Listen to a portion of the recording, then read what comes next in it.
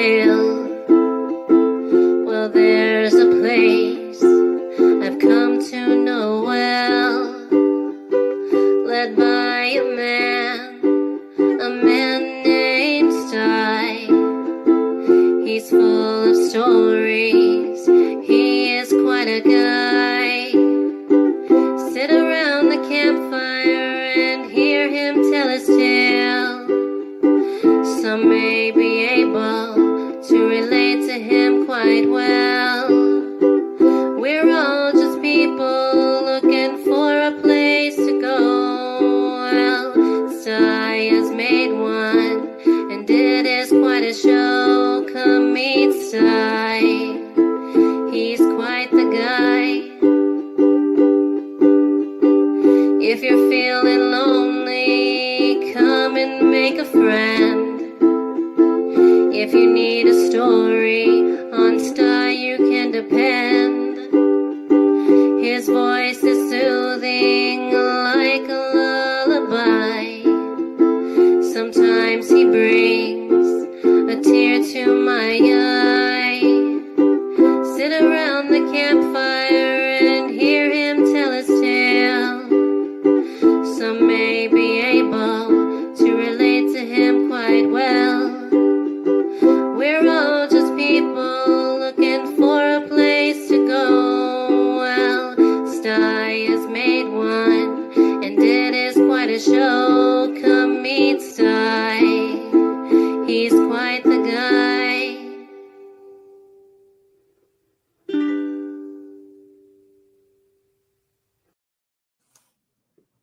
Well, here we are with another round the campfire. Hey, it's good to see all you folks out there.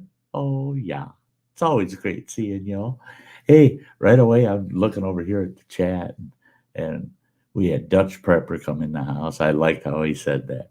Entering the shack. Yeah. Come on in.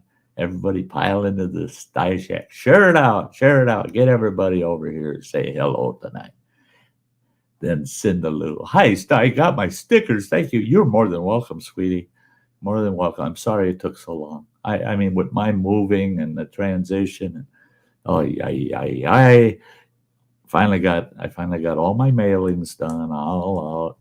I had a couple of odd ones that came back, said return to sender on it, stamped on it from the post office. I don't know why it was returned to sender. Didn't even give an explanation, just 2 things came back, returned to sender, so I had to remail those. And, yeah. But I'm so glad to hear that you got your stickers. And Blake Hurst, it's great to see you, Blake. It's absolutely great to see you. I'm doing quite well. Yeah, it's a Thursday night. We'll chat away tonight. Got a couple of folks down in the basement. I'm not pulling them up by the order they came in. I'm going to pull this fella up that just came in. Because he'll be here longer than the other fellow, I believe. So I'm going to pull him up here next to me. There he is. But what's up, Sty? Hey, good to see you, bud. Good man. Good to see you, man. Yeah. There you go. I'm getting warmed up. Getting warmed up for the show. You got, yeah, yeah, right. It's like, shadow boxing. I lost. Yeah, yeah. At least, sometimes it gets so that you feel like you're doing 5 rounds with Rocky, when you're on the show. But I don't know. This other fella I got in the basement, he might come in and out, because he's beating across Pennsylvania, up and down them old Pennsylvanian mountains they call big rolling hills they call mountains, and he says he's got Amish internet tonight, so he comes and goes. But I'm gonna pop him up here. Well, at least he's got a picture of his kid on there. Yeah, there he his is. furry friend. Evening, y'all. Evening, y'all. Wasn't Jerry Reed's dog? Was that Flash? Was it? Yeah, I think so. Was it Flash he had next to him? I know that was Roscoe P. Coltrane's dog was Flash. Yeah. But wasn't it You know, Jerry I love that when Jerry Reed's hauling that big ass basset hound out of that damn truck. It's like, son of a bitch. There ain't no worse kind of dog that's just lazy and can't, really can't get in and out of a truck on its own. Well, I At mean, that least dog would. can't get it out of the truck on its own. Come on. Well, but Bean's manageable. Pick him up and give him a toss. He's in there. That big old basset that Jerry Reed was handling, man, I just laughed. God, I laughed.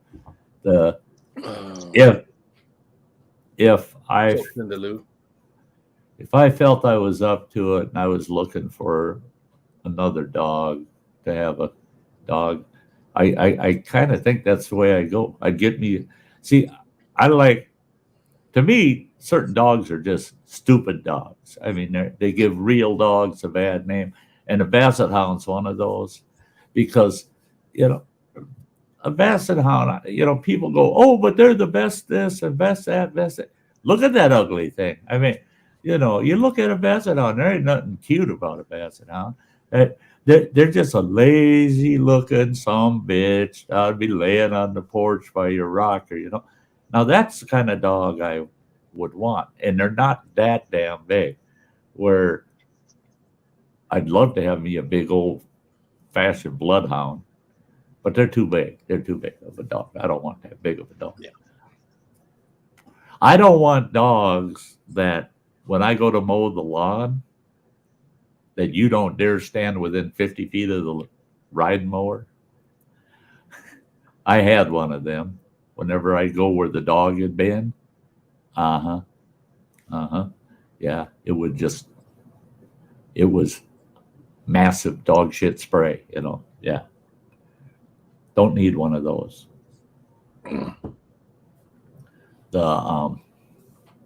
Thank you.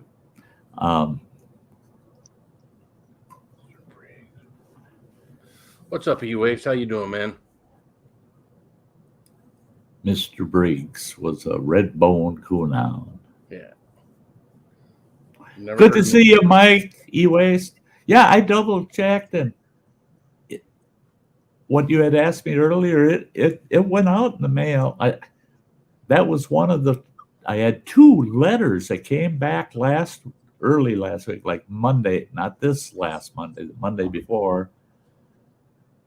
And they had been out for about 4 weeks.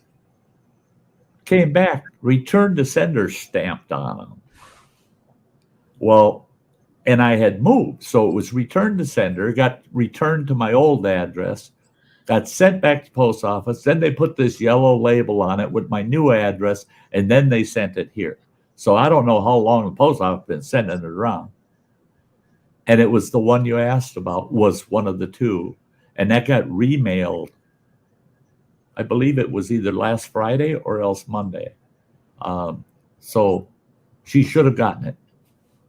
If not, any day.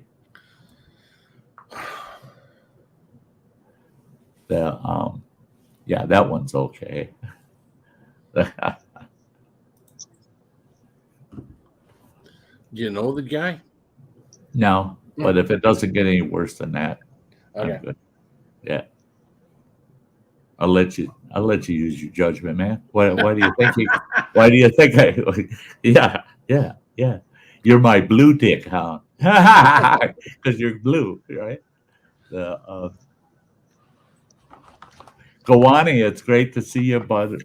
Yeah, awesome. No worries. Sorry if I'm making too much noise. I ordered the wrong monkey nuts. What the heck did you get? These are roasted peanuts with cinnamon, brown sugar, and habanero. So they're not as hot, but they actually taste pretty damn good. Actually, the combination sounds good. Yeah.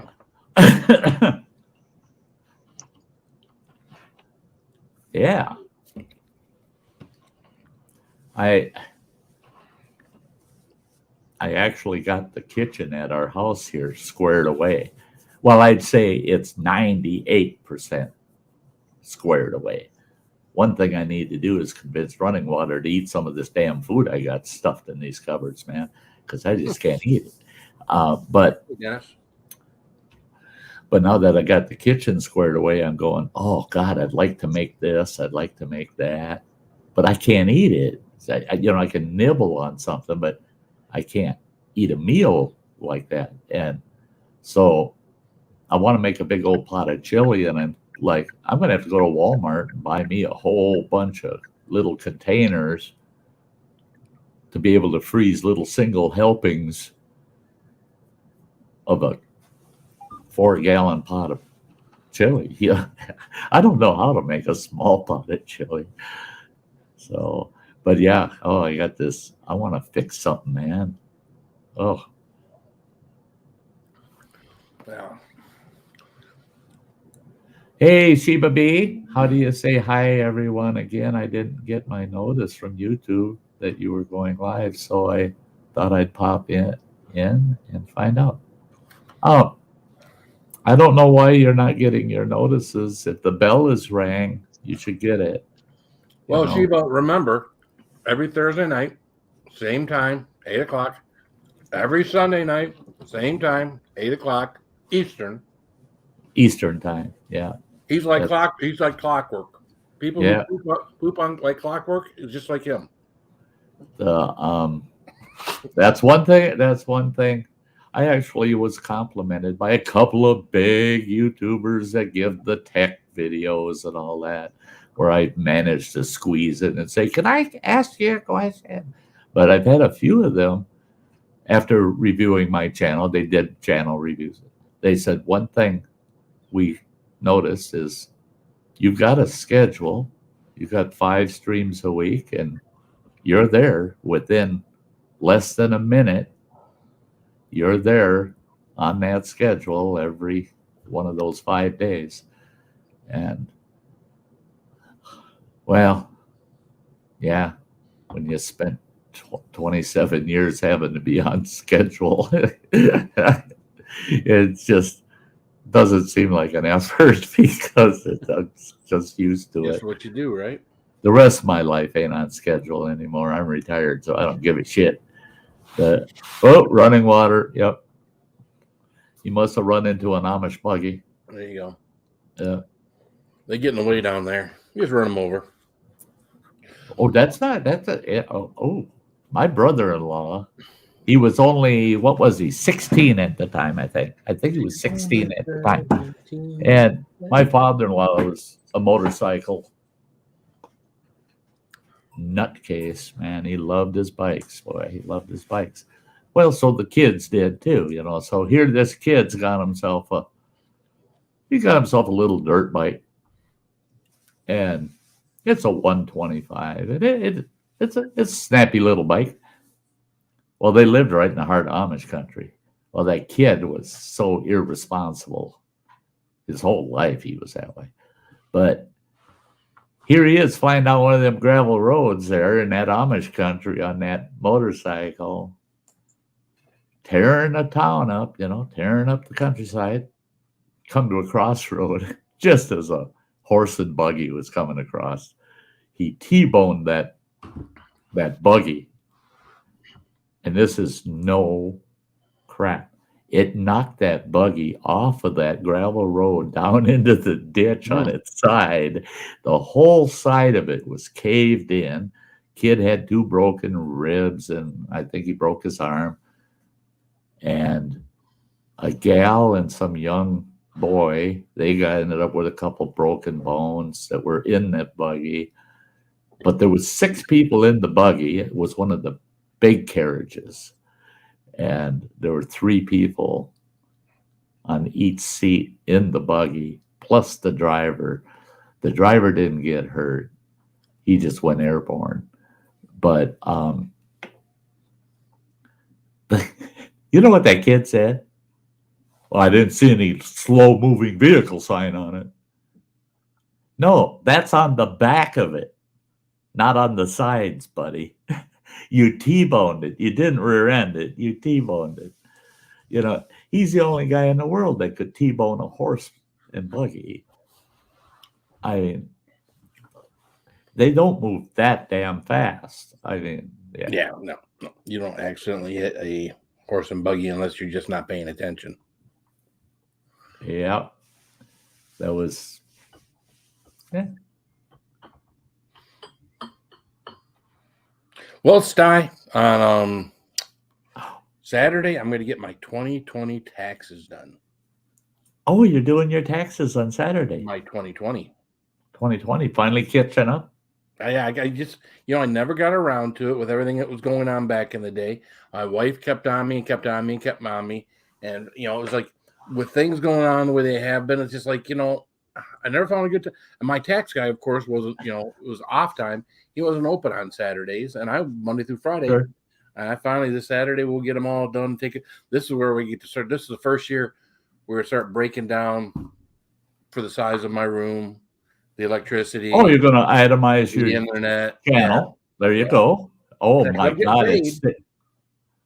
It saved my butt the last 2 years. Dude, wow.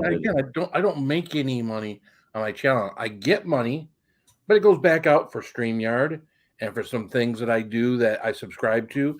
And it goes back out to things that I buy for the channel and all this other stuff. And it's just like, it's more stuff about the whole not having it broke down quite right and not knowing how to break things down and whatnot has had me stressed out where I just didn't want to get into it. But at the end of the day, I'm going to sit down with my tax guy who's been doing my taxes for me for 20 plus years and just tell him, say, listen, I don't care how you break it down. I said, I ain't making no money. Right. But here's something so that you're aware, because it's going to be treated as self-employment. Basically, you're a self-proprietor. The problem you run into, and that's why you need to do what you're doing, is you need to offset as much of that income that your channel has made, because you are spending it back out. It's all marketing. It's all marketing money going back out. Even super chats are marketing. So it's all marketing. You're going to be able to write off 99% of it. You're going to be able to write nearly all of it off. 99%, because all of it. But there's a big but. And the IRS don't give a flying effort about what you say you spent your money on. You're still going to have to pay the FICA for the self-employment. Because you have to pay your Medicare, Medicaid contribution. So you're still going to be taxed. You'll get it back when you retire through your Social Security, but you're still going to be taxed. That can be offset, though, if your total household income, including the YouTube self-employment and with any applied credits, gives you a form of a refund. It'll come off of that Social Security that you got to pay. So I haven't paid in anything the last 2 years, but I had to pay about $300 in Social Security on my YouTube income each year. But I covered that with credits and refundables. So the way I see it, again, I've spent everything back on the channel, on the room, things that, so I break even there, but then there, you deduct for the size of the room from the house, the electricity, the things that, are actually coming out of not out of the channel, but actually comes out of, non-channel proceeds. And I lose money. It's over 100%. It's over 100%. See, that was mine but you're only allowed to wipe yourself out to claim zero income off of it for 3 years in a row. You're only allowed to do it. So on your fourth year, I made $100. It's just the way you play the game. You follow the rules, and you won't get hurt. You won't get hurt by it. That's me too. Now I have a disadvantage for 2022. This coming year, I don't pay the internet. I can deduct a small portion of my rent, very tiny portion of it, but I can't itemize my personal expenses versus business expense, because I gave some of those expenses up by moving here. Running water, the internet's included in my rent. So my the contribution from my rent that the IRS will allow is based on square footage of use. It's not based on dollars. Yeah, that ungrateful kid is charging you rent, son of a bitch.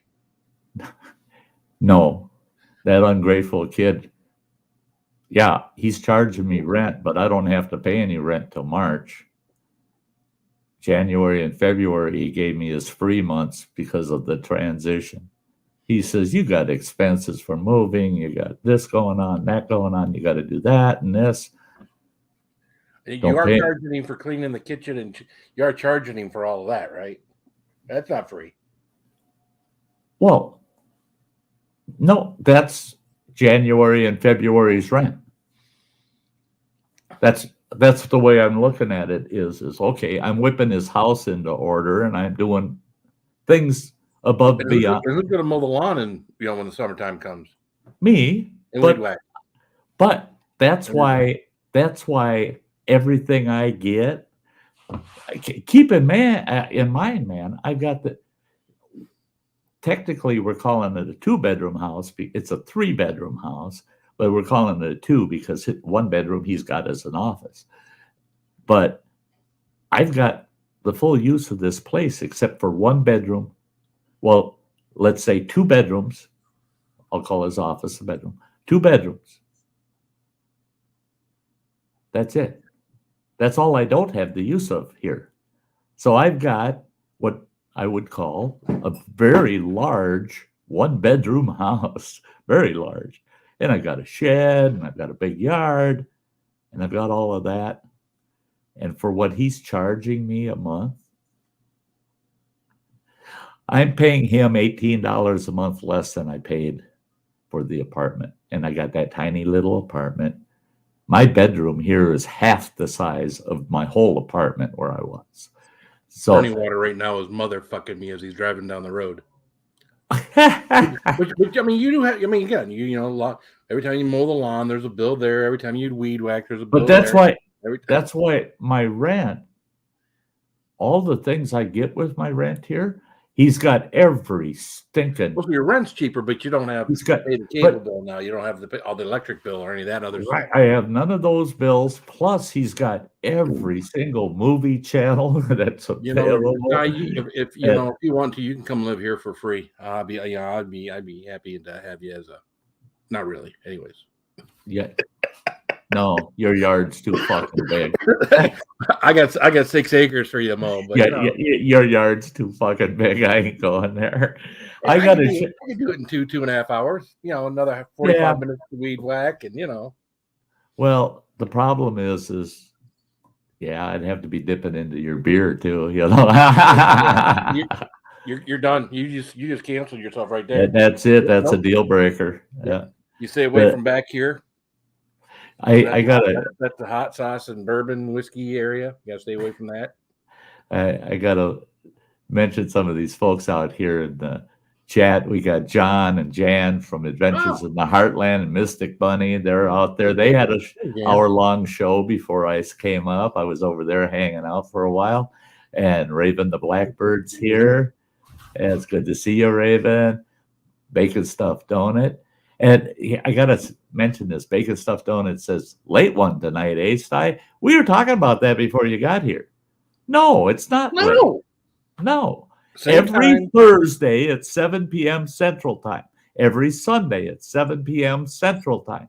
Every Monday, Wednesday, and Friday. It's 5 p.m. Central Time. Always, and forever. Unless there isn't a show at all. Otherwise, it's never early and it's never late. So, sorry, Bacon Stuffed Donut. It's one of those. You got to pay attention, man. You got to pay attention. Yeah. Hey, Chaucer's in here. What's up, Chaucer? Chaucer. Yeah.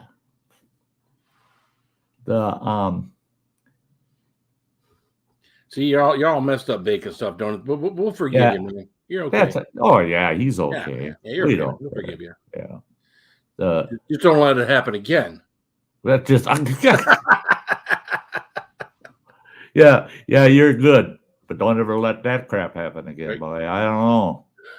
We can't be having that. the, it, don't worry about it, bacon stuffed donut. Donut. But I get confused all the time.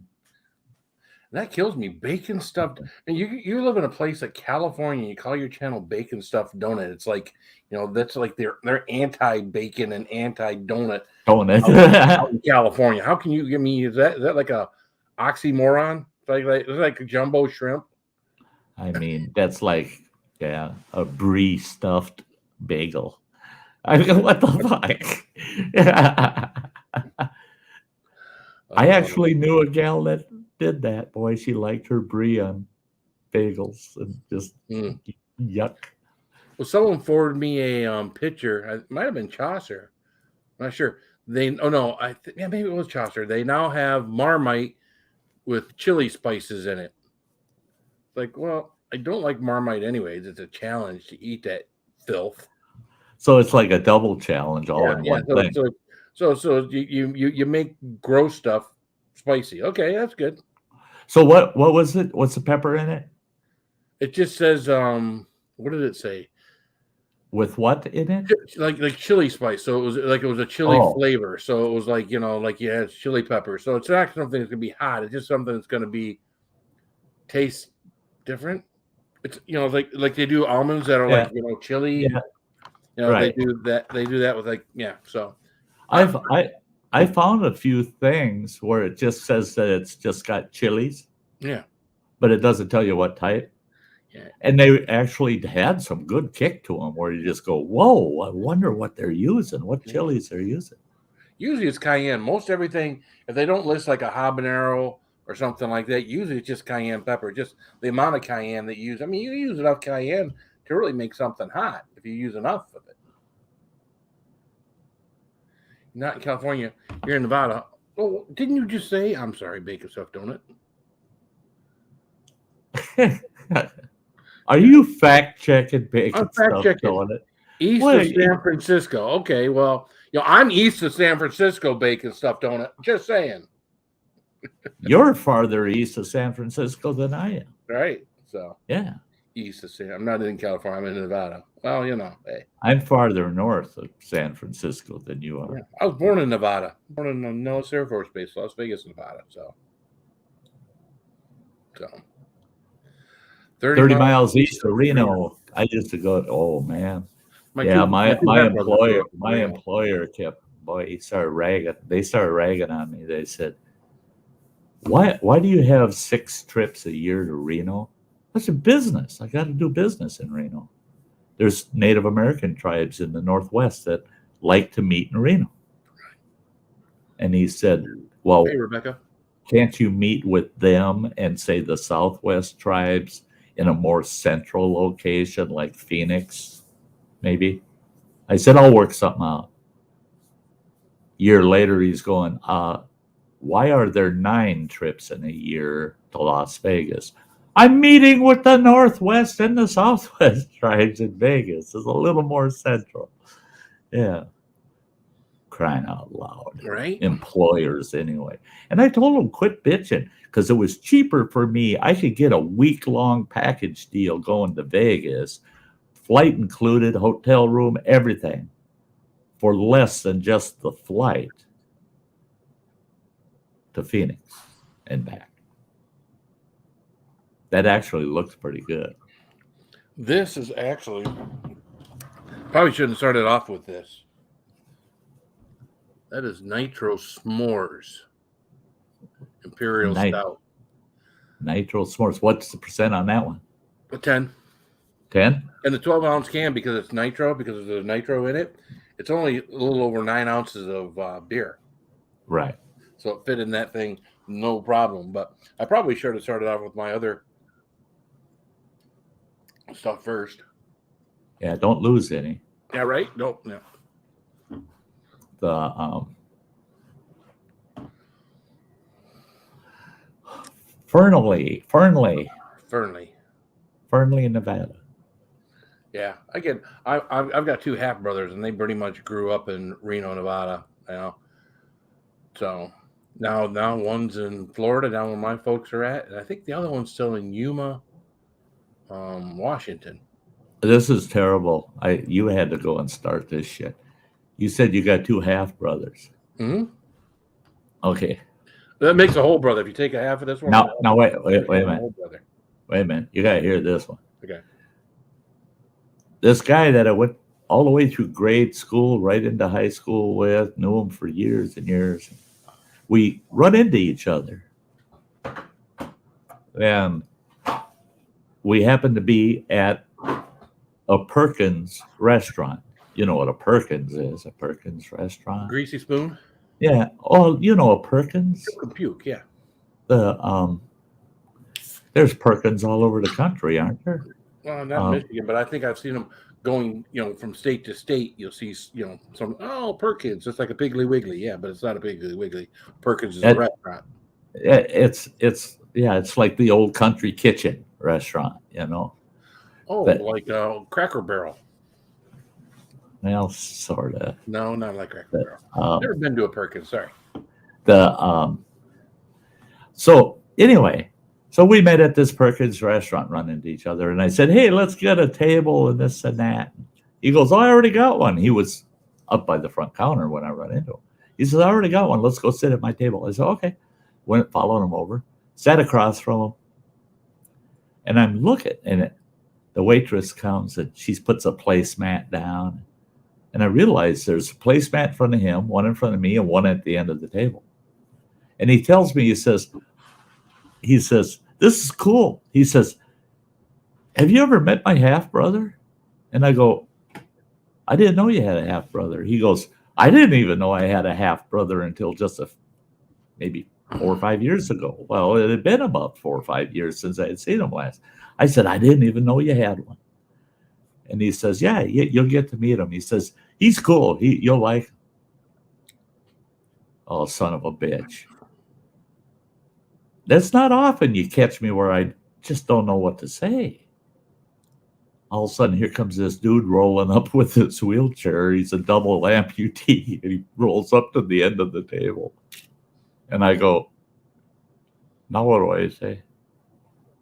And it came out. I go, "So you're his half brother." Oh, shut up, Sty. Yeah, I got my mouth shut in that instance. I tried, and it just had to come out. "So you're his half brother." Oh, you're his brother. Okay. I should have just said, "Oh, you're brothers." Oh no, I had to put the half in there. But at the end of the day, I found out the guy's pretty cool. The guy's pretty cool, and he got it. Yeah. So I don't know if I've ever told this story. So I'm putting this out there before I tell the story. So if I've told it before, I can say I don't know if I've ever told the story before. So our last cruise we went on, we met some really cool people. We had a great time. And we decided. Well, I decided. I've been drinking quite a bit. A lot of people, we have been drinking quite a bit. And I grabbed the guy who was going by. He left a cart with wheels on it. And I ran by. I grabbed his cart after he went away from it, and he shouldn't have gone away from it. But I grabbed it. Someone jumped on top of the cart. And then one of the guys we've been hanging out with, he was handicapped, and he was a short feller, and his legs kind of went the wrong way. He hopped in to the bottom part of the cart. Yeah, I mean, he knows he's handicapped, so he was fine with it. He jumps into the cart, and I go wheeling this thing out on the main dance floor, out on the main deck, and people are laughing. Of course, he jumps out of it and everything. His dad got so pissed off at me. At you? Yeah, he got pissed off at me. It might have been something I said. I may have said something, but yeah, he got pissed off at me. It took a couple of days before his dad was okay with me. But yeah, it was just grabbing one of my buddies and putting him on the cart and go out. And he stopped us. He's like, "Hold on a second." And then he jumped in the bottom part of that cart, like a drink cart, big one on wheels. He jumped in the bottom half, folded himself up to get in there, and then unfolded to get himself out of there. And I mean, he was great with it. He was the one that did it, and he just had everybody roaring. And I wound up being the person that wound up feeling like shit because his old man was like, "What the fuck did you do, bro?" Yeah, it's like My buddies still bring it up every now and then. And it reminds me, like, oh yeah, that incident. I got you. I noticed Mystic Bunny. There's a perfect example. A Perkins is like a Denny's. Yeah, I saw that. Yeah, yeah. A lot like a Denny's. Yeah. Yep. Yeah, I have a bad habit when we go on places. Now, see, I can go out in public and be good. I can go out in public and be good. But you get me on a cruise ship where I get to not have to worry about anything. You don't have to worry about going back. I can have a really good time. Just saying. Yeah.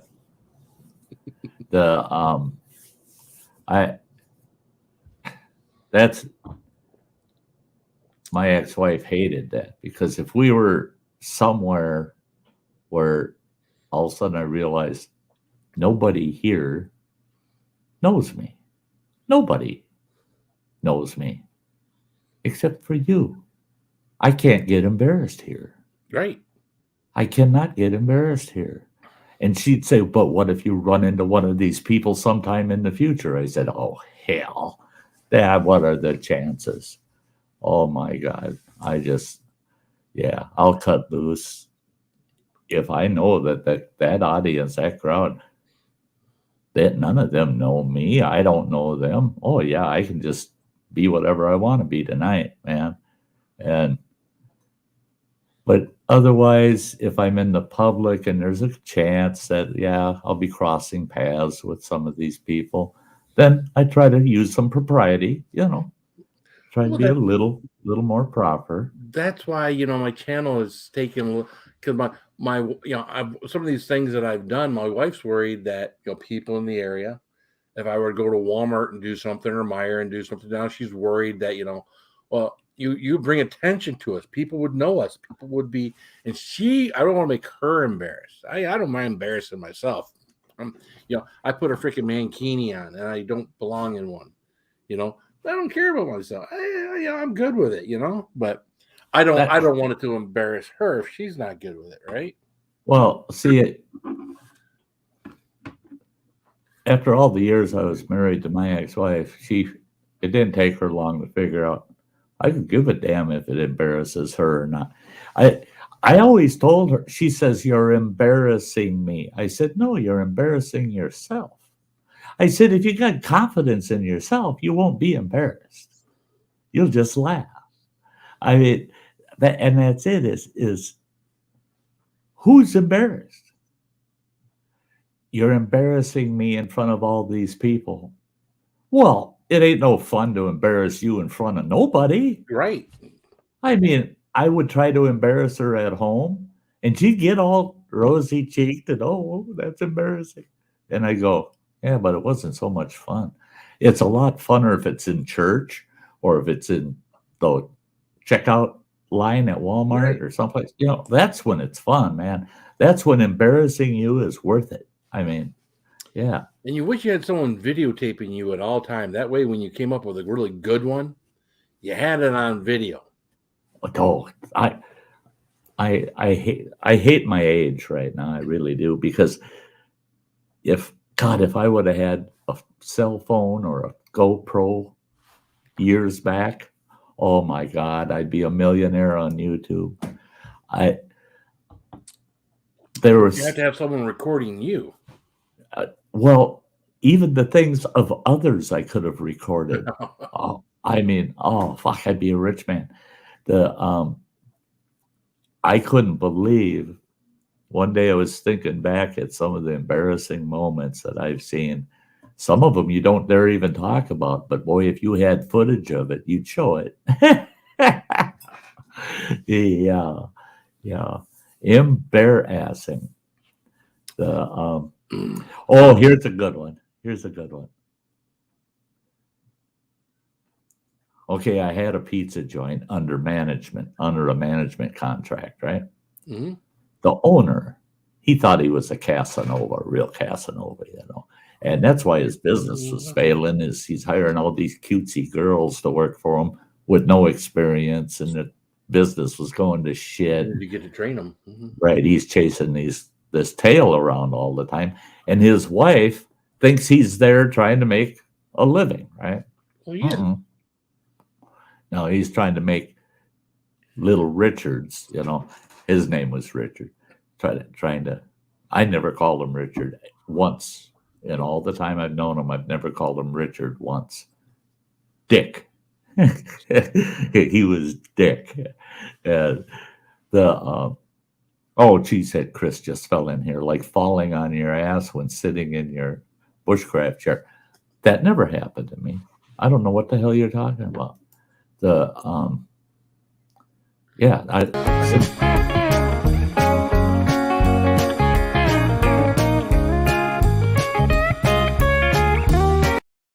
Yep, just like that.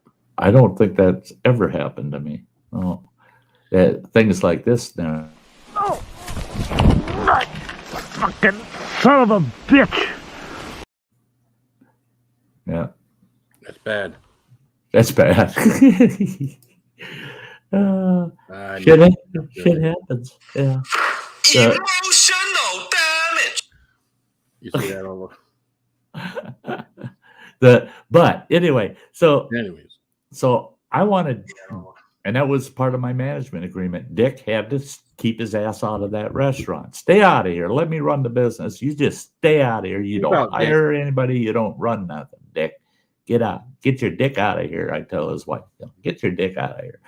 And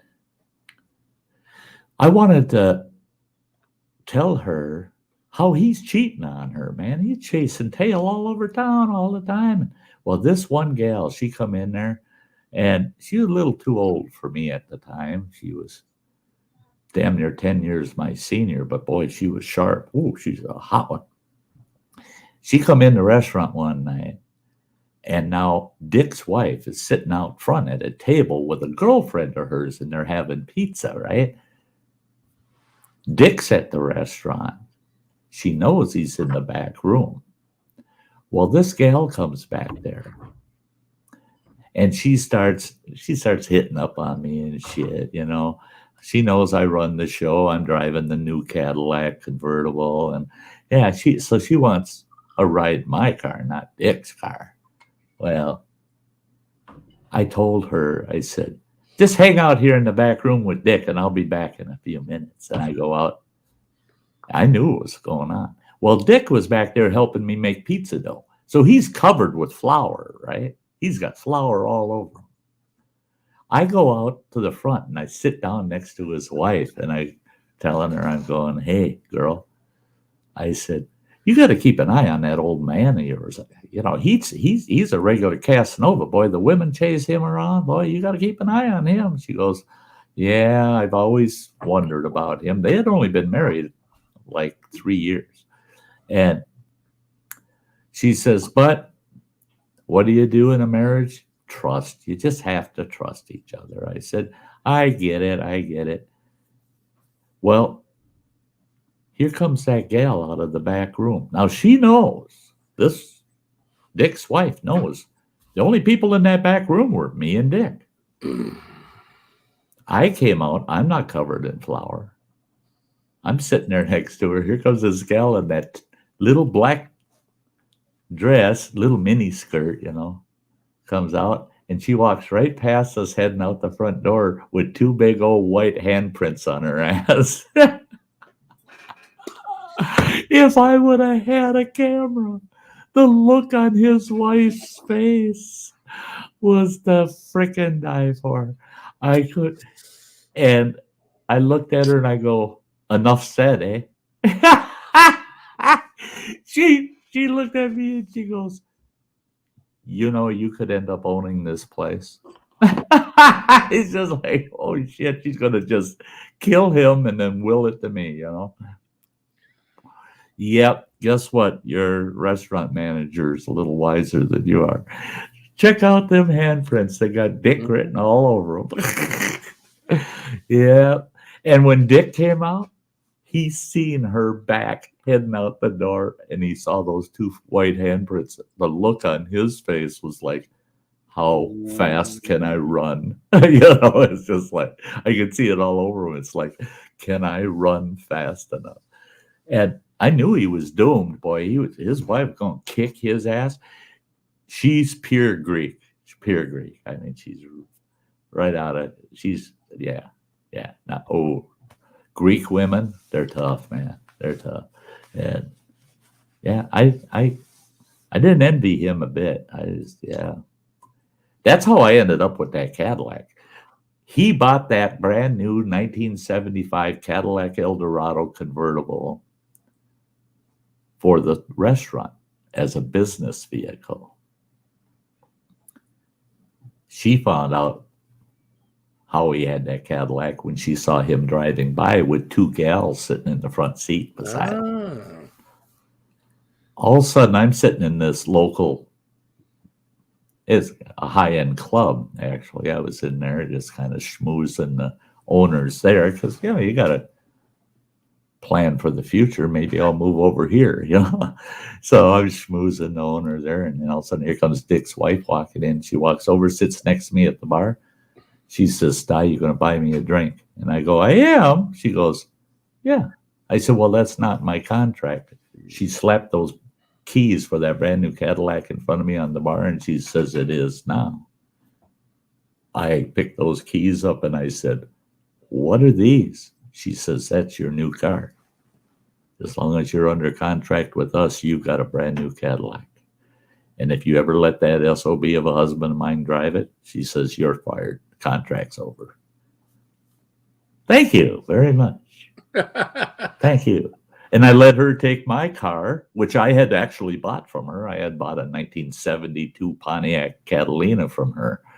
And that's what I was driving that night. I gave her the cars for the Pontiac, and I took the Caddy. And she drove the Pontiac around for a couple of weeks before she dropped it off at my house. But I ended up with a sweet new Cadillac.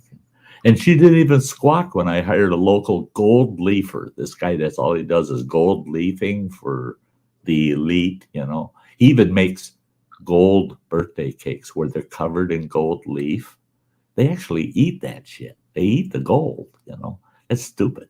But anyway, I hired that guy, and he put on each door of that Cadillac a gold-leafed pizza.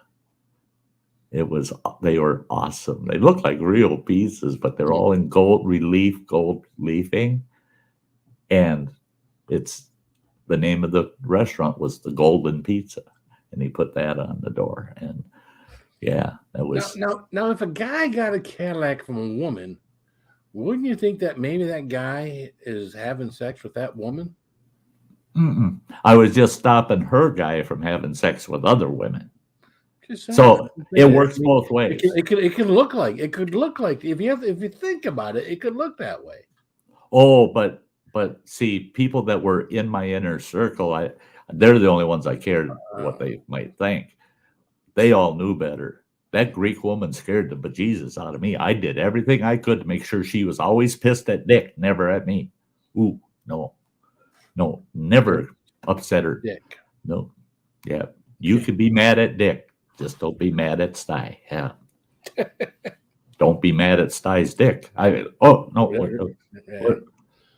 Let's not go there. Let's keep my dick out of this, or your dick out of this. Yeah. Yeah, we'll switch back to Richard. I had an uncle, Richard, that I was like 6, 7 years old, and I made the fatal error. I called him Uncle Dick. Uncle Dick. Then I found out, no. Nobody ever has the balls to call him Dick. No, you don't call him Dick. He was Uncle Buddy. And I found out from my siblings, you should not have said that. It's Uncle Buddy. That's it.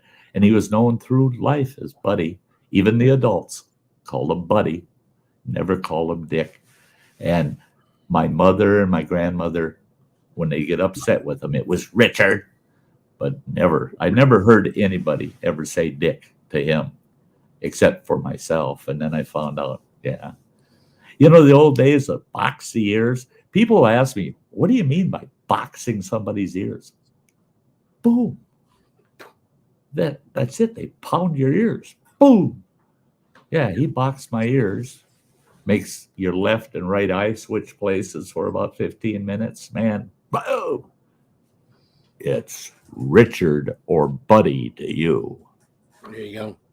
Yes, sir. Yes, sir. Uh-huh. I don't think I'll forget that. Yeah. Okay. Yeah, I got my ears boxed one time when I was in the Marine Corps. I was fucking around with one of my guys that was a buddy, and I think I'd taken it a little too far, and I forget exactly what it was I said or did to him. And he just turned around and went, boom. And it was like, all right, I was disorientated literally for like 15 minutes. Oh my gosh. Yeah. E-waste is being a pain in the neck, God. and he's got to call it a night. Take it easy. Take it easy, brother, man. Take it easy. Take good care of yourself, pal. Oh, Dude, come on, man. Dang. Yeah. Take something for the pain and get a good night's sleep, man. Ah. That poor guy, man. He goes through more shit. He does. He does. Oh my God. You know, I've got my own personal issues, and they don't seem like shit. You know, No. If I'm feeling really down and like, oh, my health sucks, and I go watch Mike for a while, and I go, Jesus Christ, look at him and all the crap he goes through, and he's still just grinding away. And so quit whining, Sty. Quit whining. Yeah. Oh, yeah. No, and then our own crazy aunt, she just got back from the hospital. Yeah, she's home now. She was dealing with some stuff. But you know, when she got back, she was on there playing Call of Duty or whatever. So, you know, I know she. I'm not gonna go into. She was on there earlier today. Yeah, this evening. Yeah. Yeah. So, and I hope she's doing well. You know, hey, you know. Yeah. You know, and that's the hard part about how you get to know and admire and become close to people, especially on this platform. You know, life's going to have its fucking way with us. And when it does, man, you just feel it. You feel it and you hear it so often because you know so many people now, you know, where I don't know about you, Phil, like in your line of work, you end up knowing a lot of people. Mm-hmm. But you don't really know them. You just know a lot of people. And that's the way my whole career was, man. I knew hundreds of people. I didn't get to really know a lot of them. But here on YouTube, I've really gotten to know people, you know, gotten close to a lot of people.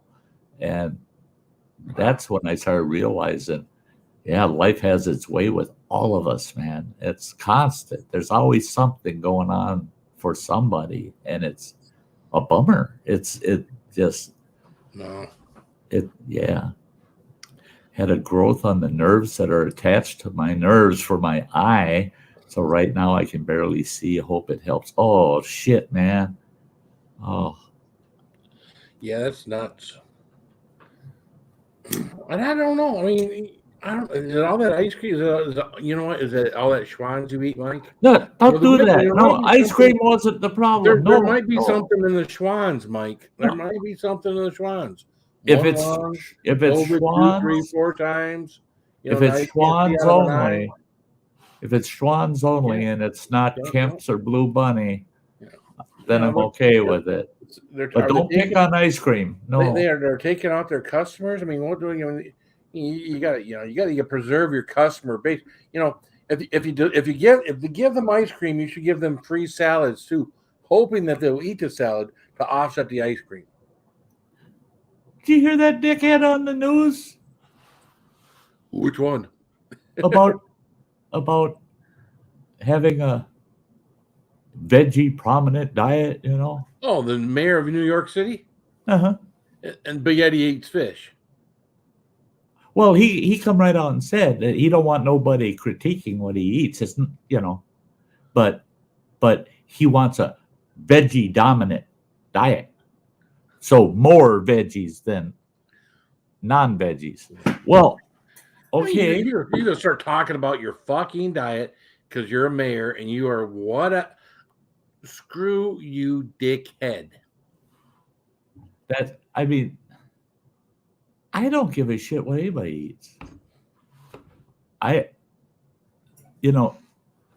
Eat whatever the hell you want. Yeah. Don't tell me what you eat's better than what I eat.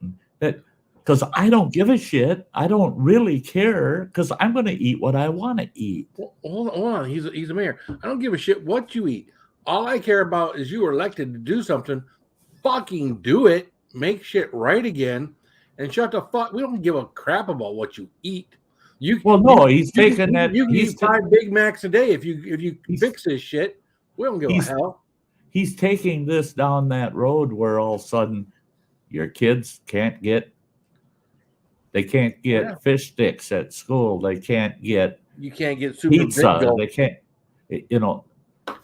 Can't get sugar. But they can get fake chicken McNuggets. They could get those. Yeah. What the fuck? No, and that's the whole thing is, and I think that's why society, everything going on in Canada and things that are firing up down here in the U.S.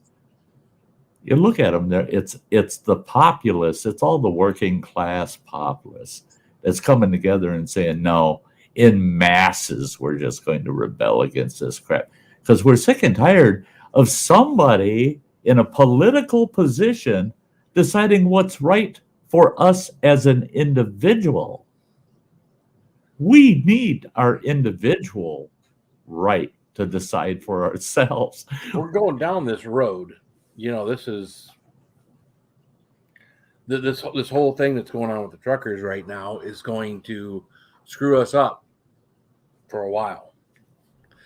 I support them, but they are going to mess up our supply chain, and you may have a hard time finding food and or anything else because these truckers, they move it all. Bring us our food. Running Water and I had a almost 45-minute discussion about that before the stream tonight. Don't piss off the people that bring you your shit. You don't get on the phone with the DoorDash guy and tell him he's a fucking asshole. Have him bring your McDonald's and don't think he fucking spit in your shit. Well, see, that's it. It's just like in a restaurant. If you order a steak, right, and you say, I want it medium, and it comes out to you fairly warmed on either side, it's raw. You tell the waitress, you take that back and tell them it's not cooked enough. I want it medium. Okay, sir, she takes it back. Comes back, well, it's cooked a little more, but not much. This sucker's still damn near raw. And you tell her, this time, take it back and tell the chef he can kiss my ass, and if it doesn't come back right this next time, he can go fuck himself, and I'm not paying for it, and I'm going to tell everybody in town how lousy a service you get here. You think he didn't throw that fucker on the floor and dance on it a couple of times before he put it back on the grill and cooked it your way? It's called tenderizing. What you tell the waitress is, oh, would you take this back and please ask him, could you cook this almost well done? Because, I have a real issue with the meat still being awful red. And he cooked this wonderfully for someone that can eat a rare steak, but I'm not able to tell him my compliments and that I thank him very much in advance for preparing the steak that way. She goes back and says, this guy's praising your ass and you haven't even fixed it yet. Well, that's cool. And he'll cook it up right before you send it out. That guy likes it. Shit, even with that, slip a $5 bill in with a note saying how to fix it. It's going to come back the way you want it. Next time you go in there, have the waitress tell him, I'm the guy that he fixed my steak for last week. It's going to come out right the first time. But boy, don't piss them off. I mean, they're going to mess with your food. And you don't want to piss off these supply chain guys. I'm telling you, man. And you know what? I can't get together with a bunch of other car guys. I can't get together with a bunch of other conservatives and really affect anything in our government or in our state or whatever to make a change, right? But you get a bunch of truckers together where they're already shorthanded and you piss these guys off. You know what?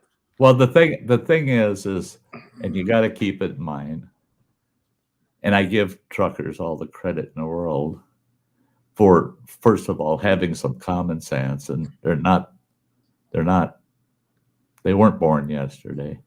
They know too is they'll put the squeeze on the supply line, but they're not going to break the supply line because they need groceries, they need their items, they need things just like the rest of us do, and they're working people. They're not rich, and they're not going to intentionally shoot their own fucking foot off. They'll make society feel it enough that the rest of society will step up, and then they'll go back into what they do. Now, they're not going to kill themselves over this. They're not going to do it. All right. So what they're doing this in Canada right now, and it hasn't stopped. They plan on doing it in the U.S. But there's a misnomer to that, Phil. The trucking has not stopped in Canada. I just watched this report on it too. Well, the trucking has not stopped, but those people, less than 10% of the trucking industry has stalled in Canada. It looks huge, but it's less than 10% of the trucks on the road that have stalled. But they're already shorthanded on trucks. Everything we saw. And in fact, we aren't getting stuff, and I'm not blaming the truckers. So don't get me wrong. I'm not blaming the truckers. Right. I support truckers because they're doing what the average Joe can't do. And I can't do anything other than bitch and moan and complain about. They've gotten together. They've got a network, CB radios. They've got a network of people. They can get together and they can actually make all of us can do that in any industry. We all have cell phones. We all have Facebook. We all got emails. It can be done in any industry. And the trucker has no more influence on society and the supply line than the people that produce. What if all the farmers said, fuck you, we're not milking our cows anymore. Fuck you, we're not raising any corn anymore. Fuck you, we're not going to raise your fucking food. Guess who's going to start screaming? The truckers that haul that shit. What the fuck? We got nothing to haul. And you got nothing to eat. And it runs right uphill. And that's the thing, is the small guy, anytime the small guy gets together and puts the squeeze on the whole system, that's when shit starts to run uphill. And that's what the truckers are doing is they're forcing shit to run uphill. And they're trying to get, those truckers are not trying to get truckers to do this. They're trying to get everybody to do this. Everybody on board. Bottom line is they just want everybody to have their freedoms back. And Canada's the worst one. Canada is the absolute worst one. I don't know. Well, it's like they say, and that's been an old joke, about, Canadians, they're doing this and that. Well, they're the most law-abiding people in the world. Yeah. Canadians don't do anything wrong. And if you piss off Canadians, then you're just effed up. If you got these peaceful people that are overtaxed, over this, over that, if you got them to the point where they're pissed off, my goodness. Well, and there's lots of examples of it all the way through history back when you piss off the masses. Guess what? Yeah, go ahead and say let them eat cake. They'll come and cut your fucking head off. And it's getting to the point where the masses, when you start seeing both conservative and liberals going, I don't give a shit if it's good, bad, or indifferent for you. Stop the mandates, man. We want some normal life back.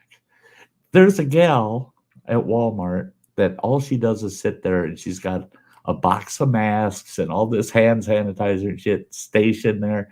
And all her job is is as you come in to offer you a mask and the hand sanitizers and the wipes for your carts and shit.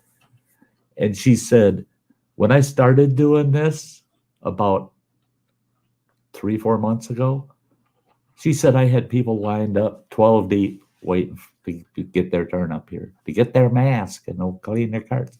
She says now it's about 1 out of every 25 or 30 people. Right. They all walk by, hi, you know. And then the one person will come up and say, yeah, I just want to wipe for my cart. And no mask, but I want to wipe for my cart. Well, I'll tell you what, wiping those cart handles is wise. I don't care if there's a pandemic or not. Right. There ain't nothing nastier in the world than a shopping cart. The whole thing. Yeah, have you seen a 3-year-old in the little booster seat in the front of the truck, facing mom and dad, and their mouth going up and down the handle? Yeah. Snotty nose and everything else? Yeah, no. That was Dollar Tree when I was the manager there. I had our district manager. She's in charge of like 40, 50 stores. She'd come once a month and inspect our store. She come to our store one month. I hadn't been a manager long. She come there and she goes, whoa. What's with the balloon corral? She goes, you shouldn't have your staff wasting their time like that. And I said, what do you mean? The balloon corral, it's all of our helium balloons. Ready to There's go. a couple hundred of them. It's full. But every one of them, the strings on them suckers, all those strings, roll them around your hand, tie a bow on it. And it's got to be at 6 feet. If you're not able to reach up, if you're 3.5, 4 feet tall, you can reach up and still nab one of those. An adult, it's right there. It's right in front of their eyes almost, but it's above their heads, And she goes, all the time it takes for you guys to do. I said, I haven't had anybody call in sick for 3 months, but they were calling in almost weekly before that. And she goes, what are you getting at? I said, have you ever watched, you go and sit, take a chair and sit where you can watch that balloon corral at any other store and you watch what happens. Them kids head right for it, man. They're pulling all the balloons down and they're going,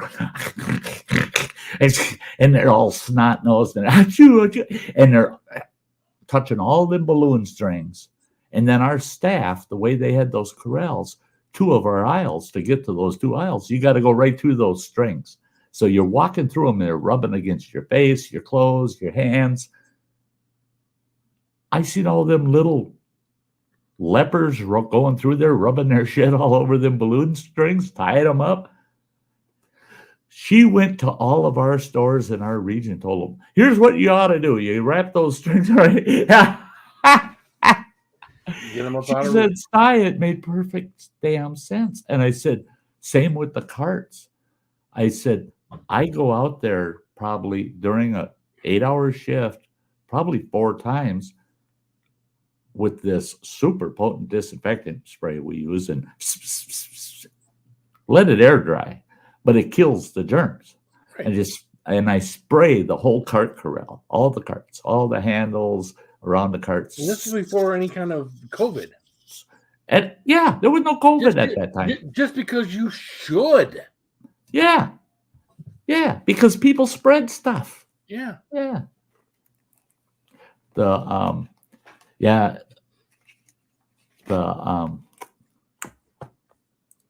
Are you seeing what they're doing to elderly people just because they're honking their car horns? Yeah, I mean and that's it. That's it. It's all foolishness. It's just pure foolishness. My biggest word of advice to people is, and that's a topic that's going to be coming up on Sty Times, is we'll fall for anything. Quit falling for this bullshit. Quit falling for it, guys.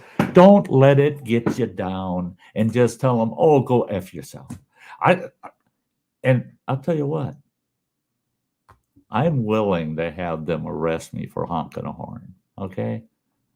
I don't want to pay the fine, But if they want to arrest me, it's going to be a book and release because it's a nonviolent crime. Go ahead, arrest me. Haul me down there in the back of your squad. Book me, take my picture. Turn me loose. I'll go see the judge next Tuesday and tell him, Your Honor, all I did was honk my horn. I just went beep, beep. And I didn't know that I was going to, I asked the officer, where's the body? I thought I killed somebody. They're arresting me, And I think the point would get across if more people just said, oh, fuck you. You're going to let me go this time? Me. How about this time? You're going to write me a ticket now, you son of a bitch. Quit falling for this crap. They want us to all fall into order. We all have to be identical and we all have to do the exact same thing. No, be yourself. Tell the people to go kiss your ass and be willing to take the hit for it. More people, just stand up for yourself and say, quit telling me how to be me. Mm-hmm. Quit telling me how to be me. And I think the whole world could change if more people were just that way. And the thing is be willing to take the consequences. Take the consequences. I did it when I lived in Montana. I went and I poached a deer and I got charged with it and arrested, had to go to court. I lost my court case. I lost my hunting rights for a year. And I was thrilled because at the same time, I was able to establish precedents in our local district court that there was still a law on the books in Montana that as long as I didn't accept any kind of public aid, I had the right as a citizen of the state of Montana to hunt the wildlife without a hunting license. Oh, guess what? For the next 3 years, I hunted without a hunting license, and the game warden would come out and check on me right at my hunting sites. And he'd see a deer hanging there, and he'd go, whoa, that's a nice one. Never once asked me for a hunting license after that court case because I had proved I had the right to hunt. I didn't have the income to put that meat on my table, so I went out and I got that meat. I'm a citizen of this state, and that's my wildlife. That's your wildlife, her wildlife. I'm not wasting it. I'm surviving off of it. Once they were educated that I wasn't going to take their shit. I told the warden, I said, you can arrest me 1,000 times. I'm not buying a hunting license in the state of Montana while I domicile here, while I'm a resident. If I'm paying taxes in this state and paying my fees in this state, I'm not accepting any state or federal aid. You can kiss my ass. I got to go to the bathroom. I'll be right back. Oh, when you got to go, you got to go.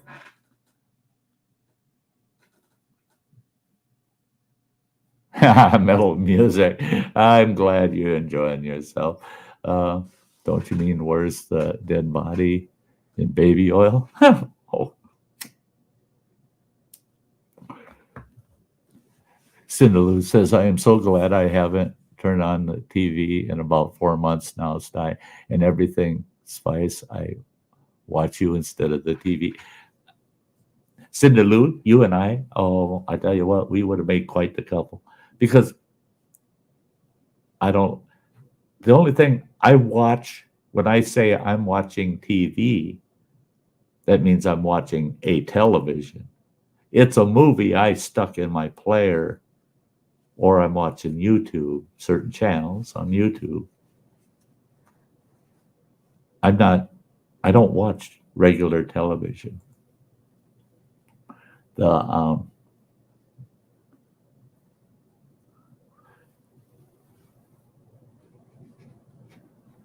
I remember one time I had to go in front of a judge with my mother because somebody slapped a ticket on her car for parking in a hardship parking spot. I think that's supposed to be with me and my wheelchair in the freaking car. I mean, nothing yet, Kathy. Cinderlou got hers. It's coming, girl. It's coming. With Kathy, I got my fingers super crossed, man. Canadian addresses, man. Sometimes I've mailed to Canada, super quick. Other times they're waiting. I've done that. I've sent mail to Norway. They've gotten it within 4 days. Another time, 3 months. I'm sick. I hate our mail. Yeah. Hey, Scott K, great to see you out there, bud.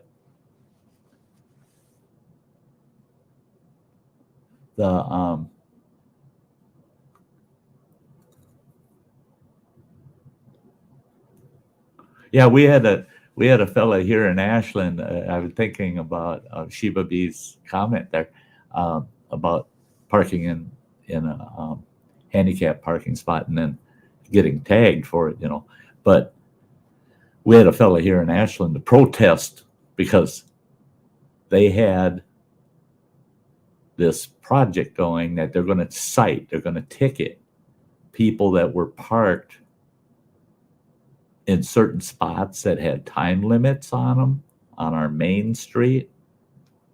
Well, they had this individual through this special work program, and I was glad they gave the guy a job, and he had what they called a handler. I didn't like that, I said, he's got himself a on-site supervisor. Don't call her a handler. I mean, for crying out loud, he's not an animal. But his job, he had a stick with a piece of chalk on it and a little notepad. And he'd walk up, you pull in, you park, and it would say 30-minute parking. And he'd be walking down the sidewalk. He'd see that. He'd see you pull in. He'd walk up. And he'd look at the back of your car, and he'd write down the license plate number, and he'd go over with that chalk, and right at the curb, he'd put a chalk line on your tire. Well, then he'd come back. He'd put your license plate number in the time. He'd come back half hour later, and if you're still there, and that chalk line hasn't moved, he wrote a citation, put it on your windshield wiper. And this fellow wanted to protest that they got this guy doing it. So he's parking in these timed spots, and he'd pull in, he'd park, and he always parked where you could see that guy coming down the sidewalk. And that guy, of course, he'd zip right over there, take the license plate number, write the time down, old chalk mark. As soon as that guy would walk down the block, the guy with the car would run out and he'd move his car about a foot and a half backwards or forwards to get that chalk line off of the curb. Well, this guy would come back down that sidewalk and he'd walk right past that car, but the time limit's up because the chalk line's not on the curb anymore. This guy was filming it with his cell phone of this guy not citing him and how to get around that. Well, then he decided he'd be goofy. He went to his local dollar store, bought a box of chalk, and he put chalk marks on all of his tires, all 4 of them.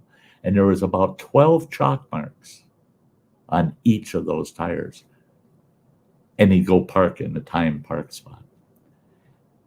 Well, sure enough, one of those marks on that side of the car would be on the curb. And this guy would walk along and he'd walk right up and take a look. And you could see he's filming it. And this guy's thinking, well, I didn't put a chalk mark on that tire, I don't think. I don't. And he's looking in his book for this car. It's not in here. But the chalk mark's on that. And I was past here a half hour ago, and I don't remember that car. He'd write him a citation, put a citation. Well, all the guy did was prove that it was basically a farce, and it was a way for the city, because they were charging you $15 parking fine. It was a way for the city to make money. And I laughed. I told people, I said, yeah. I said, that's become kind of the talk of town, that it's a farce. It's a farce. It's not accurate. Wrong people are getting tickets. The right people are getting away with it. They figured out all I got to do is roll the car a foot and a half, and that chalk mark moves. They won't give me a ticket. It's all a farce. And I said, get real. I said, I looked at how many tickets they write per day that this guy works the streets. He does it 5 days a week. I said, the number of tickets he writes doesn't even add up to what they're paying him for a salary to do it. So that's how they're funding this position for this individual he's disabled and wants a job, wants to work, but just can't. There's most jobs he couldn't do. This one he could. So what it did was, we as a community getting those tickets were paying for this guy to have something to do 5 days a week and pay for he rented an apartment actually from a property that I was a manager for. He was renting an apartment. It was a studio apartment, little apartment. And so he became actually a contributing member to our community by being the tool of an orchestrated scam to ticket people for things they didn't do. So really, I really pushed that, and the word got around. People started, they'd walk up to that guy and say, hey, I helped pay your wages last week twice. It became kind of like the town joke. Hey, this guy's got a job because of all of us. Not because of the city, not because of anybody else. It's because of us. Those people that use Main Street and Park here. All it does is give him a job. And it's a good way to look at it. Sidna Lou says going camping tomorrow, so I may not be here Sunday. I'll tell you what, you just gave the best excuse for missing a Sty Story Sunday. I tell you what, camping. Why are you going camping on Super Bowl Sunday? Who gives a shit?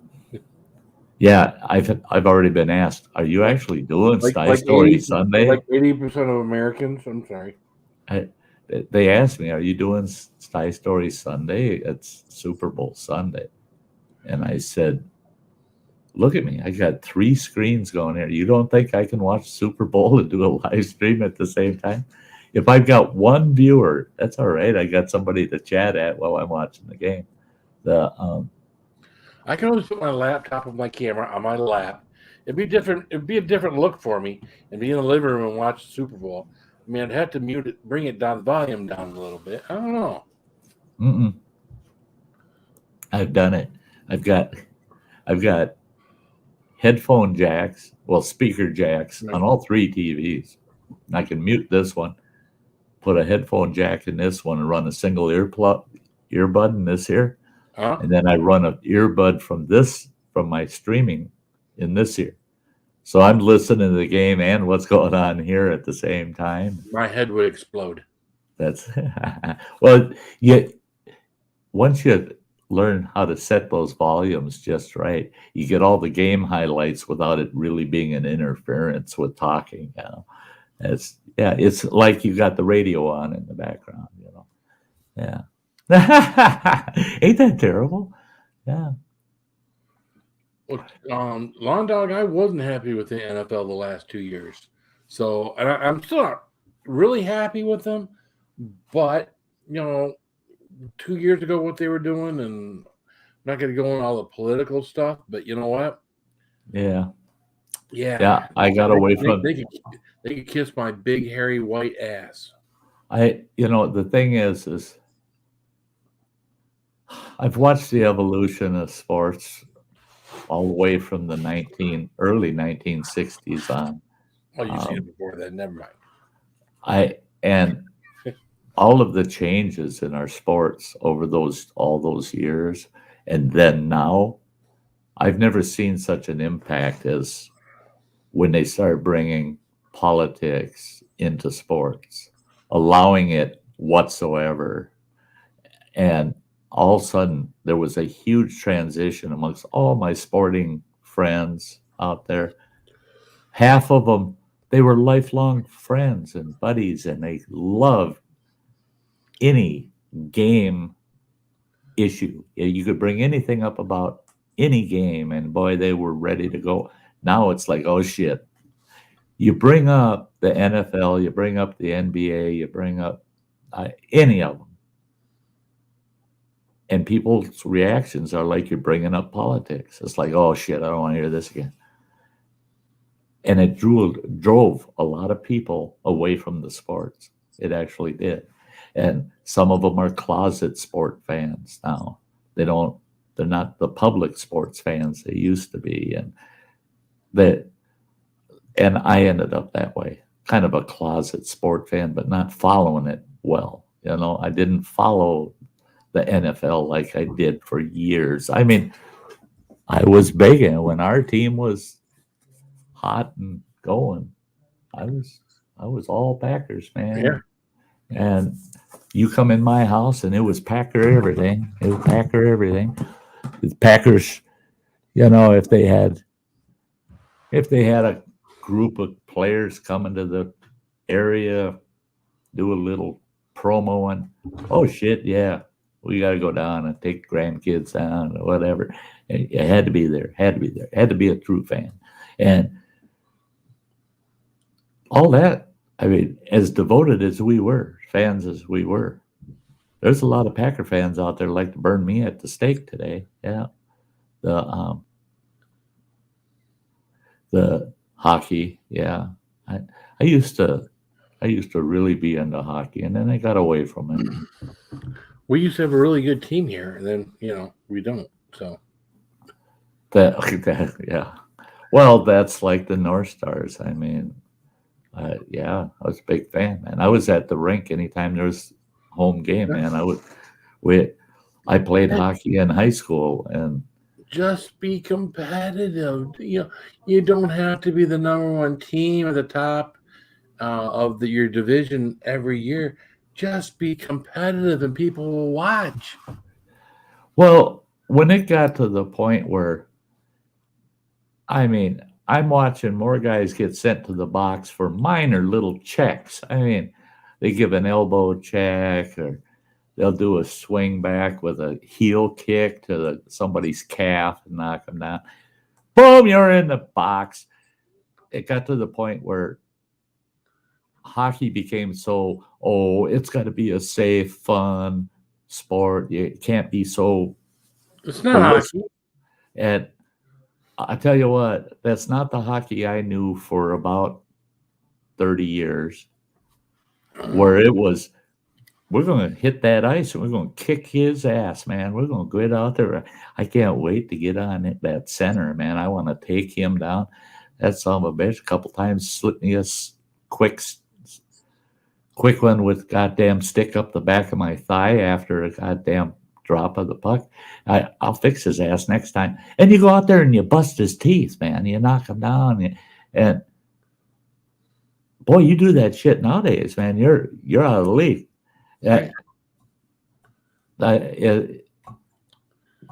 Everybody has to be safe. We all have to live forever.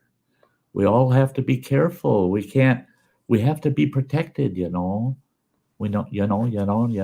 It's like football. We got to improve on this. We got to improve on that. We got to improve on that for safety reasons. Oh, and by the way, you can't hit them this way. You can't hit them that way. And so many times, Phil, you've seen it. Anybody that's really honest, you've seen it. You'll see them, sons of bitches, call a foul on somebody, and you go, how in the hell could roughing the quarterback? The son of a bitch was airborne. The quarterback was in full control of that ball. He was already off the ground, airborne. And the quarterback is a quick snapper like Rodgers. Boom! And he hit him just a second after that ball left his hand. Mm-hmm. Oh, roughing the quarterback. But because he hit the head. Yeah. Arms up trying to block the ball. Arms up trying to block the pass. but the arms happened to, when they come down. Down. They couldn't. They in that split second they couldn't get those arms away to not graze his helmet or his face mask or his whatever. Yeah, roughing the quarterback. Yep, I know. But that's how What the guys hell like Tom Brady happened? got What to the live hell for. ever happened to that quarterback boy? He taking the stance and But that I'll tell you what. forward swing. That ball's almost out of his hand, and that somebody gets sawed right in half, and he's laying in the field all gimped up and fucked up. And it was just like, yes, kill. What happened to the term "kill the quarterback"? God, when I was in high school, they chant that from the bleachers to us. Kill the quarterback, kill the quarterback, kill the quarterback. There's gotta be a medium range because Right. Steve Young, after Joe Montana, took a fucking beating. Yeah. That guy was a great talent, and he took a beating because guys would take an extra step or two and still clock that dude. And it just, so again, you touch someone's helmet, you do, you know what? They need to be able to be a little better with calling that stuff. But if someone comes in there and they try to clock and they put their helmet down and go at your chin, I mean that they should be able to do that. I want football to be football. Football doesn't have to go back to the 1950s. That's it. You're absolutely right. I totally agree. We're so much stronger and we're so much quicker than we were back in the days. These guys guys aren't big drunk Neanderthals out there playing football anymore. The thing is there's certain rules that are in place because of known prone long-term injuries that go with them. Sure. Grabbing that face mask, man. I've seen guys' heads that look just like The Exorcist, man. I've seen their heads spin around like, oh, God, you can hear every vertebrae in their neck going pop, pop, pop, pop, pop, pop. Yeah, keep your fingers out of that face mask, man. Don't be grabbing my face mask. But things like horse collar has ended people's careers. Yeah. I mean, and then horse collar. If you get a hold of his jersey, even if you got a hold of his pad through the jersey, you're good. You get anywhere on that collar, anywhere near that collar, boom, you're done. And that's the thing is people I think everybody should have to get out there and play heated football for at least a day and then realize, oh yeah, when you're out there and you're trying to win, certain things happen and you're just going, wow, that was kind of a bad grab. Whoa. That wasn't my intent, but the football players, you don't see them out there protesting the rules because they know the rules go for them too. They know that, their quarterback, he gets his head hit with a forearm. They know it goes both ways. Right. But only one way you see a bunch of protesting in the NFL. Right. Because it goes both ways, and it's well, and that's it. Is how many times do we see it? Man, that whole game was all bad calls against that team. That team, they just beat them to death on bad calls. But the team that those bad calls benefited are saying, "Oh man, there were some bad calls on that other side. There were some bad," because they know their turn's coming. Yeah. It's going to happen to them too. It's like you said, those rules play both ways, both sides, and what they've done is they've had to learn how to play those rules to their advantage when they can see it going towards their advantage. And I to me, it's kind of a shame that they even need to think that way, but yeah. Kathy Gahan only watches hockey. She's Canadian, Curling and hockey, that's all she's into. So I actually leased a piece of property, a beautiful home. We had, oh God, I love that house. But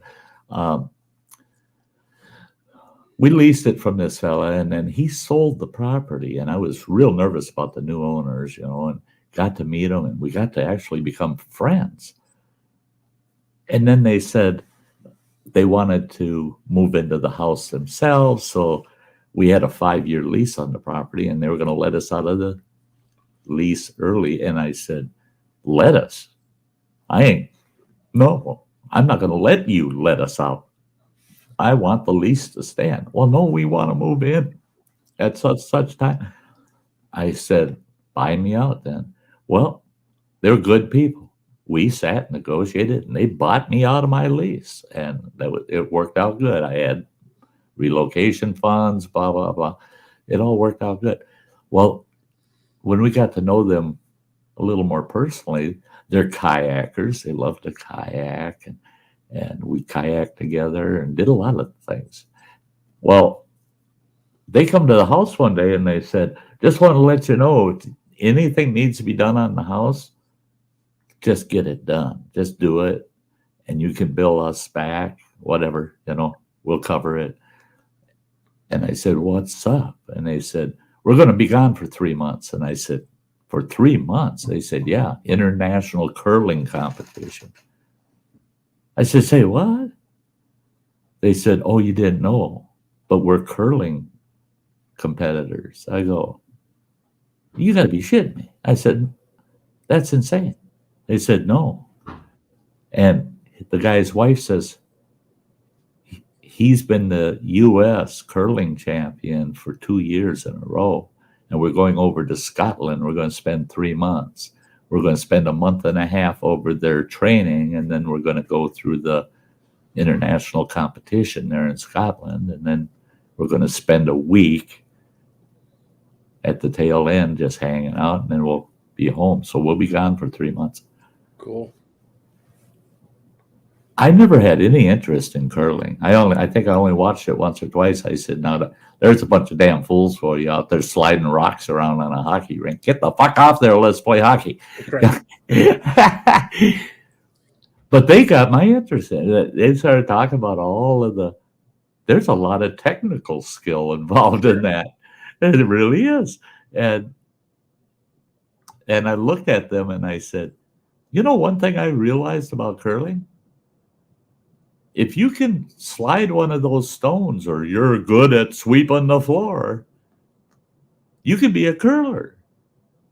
You can be short, fat, tall, skinny. It don't matter what you are that way. You just have to be good at sweeping the floor or sliding a rock down the ice. You gotta be really damn good at skating. No. You're on skates doing it, right? No. Most of them aren't. No, they're not on skates because they don't have to skate any They're distance. on the ice. But their shoes, he was showing me their shoes.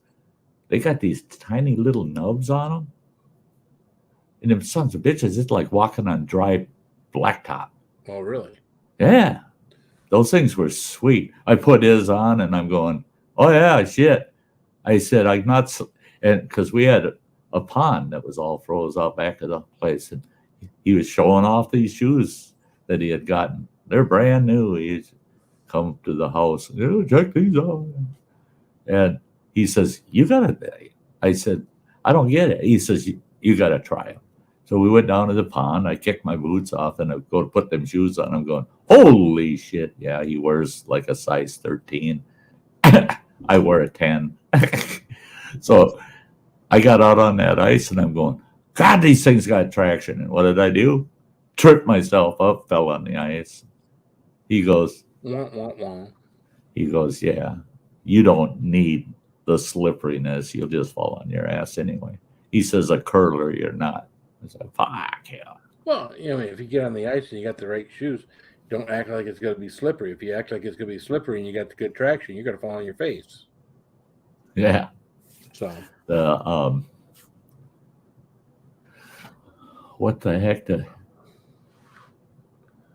a Montreal Canadiens fan, and I live with 3 Toronto Maple Leafs fans, and I don't know too many of them. One of me, LOL. Well, that's cool though. Hey, at least they're living with hockey fans, That's it. Yeah, they might not agree with you, but at least you live with hockey fans. You got something in common. I had a very, very tight friends that he was all out Vikings fan. Holy shit. Him and I would get together when the Vikings and the Packers would play. And I always said it had to be at his house because we'd go in the basement and he had a big TV. And there was nothing down in the basement we could hurt. Because we'd throw shit. I mean, we'd have fits, throw shit. We'd start pushing each other around, all kinds of crap, man. It got brutal sometimes. What did you two think about when Brett Favre became a Viking? Well, this buddy of mine passed away before that happened. Oh, well, there you go. So with just the idea that Brett Favre could ever become a Viking. Karma's a bitch. I mean, he was one pass away from going to the Super Bowl with the Vikings. I tell you what, that's all a bitch. He don't want to see me on the street. I said it the other night. If I saw him walking down the street here in my hometown, and he's wearing street clothes, pair of jeans and a t-shirt, he's walking down the street. Man, I get right over. I'd walk straight up to him and I'd go, Brett! And I'd have my arms out like this. Brett! Oh my God! And he'd smile and he'd go to shake my hand. The minute I got his hand in mine, I'd kick him right in the nuts as hard as I could. And say, oh, I'm sorry. For a minute there, I thought you had a V on your shirt. You son of a bitch. He had no business going over there. That was all a marketing ploy. That's all that frickin' was. It was just using money to try. They thought they could do a dig on the Packer fans, and it didn't work. It didn't work at all. I mean, the value of Packer shares went up when Favre went to the Vikings. So the value of the shares went up because, all that Aaron did Rodgers was ain't going to be there next year. Oh, he ain't going to the Vikings. Well, he's not going to the Vikings, but Aaron Rodgers ain't going to be in Green Bay next year. You don't think so? Have you not been paying attention? No, I haven't. Yeah. He's either going to be Denver. I don't know what the other team is. Guys at work pay more attention to this shit than I do. They're all fantasy football retards. But, yeah. I'm surprised if he's leaving. I'm surprised I don't know. Yeah. Surprised I don't know. Well, he was going to leave last year. Yeah. But I think his wife had a lot to do with that, him staying. Well, you never know. Yeah.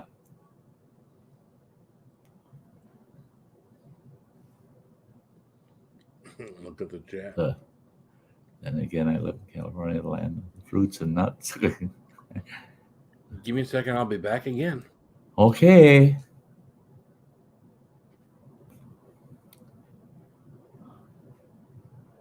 Joey, good to see you there, bud. Aha. You have a good night, Sheba Bay, Lori.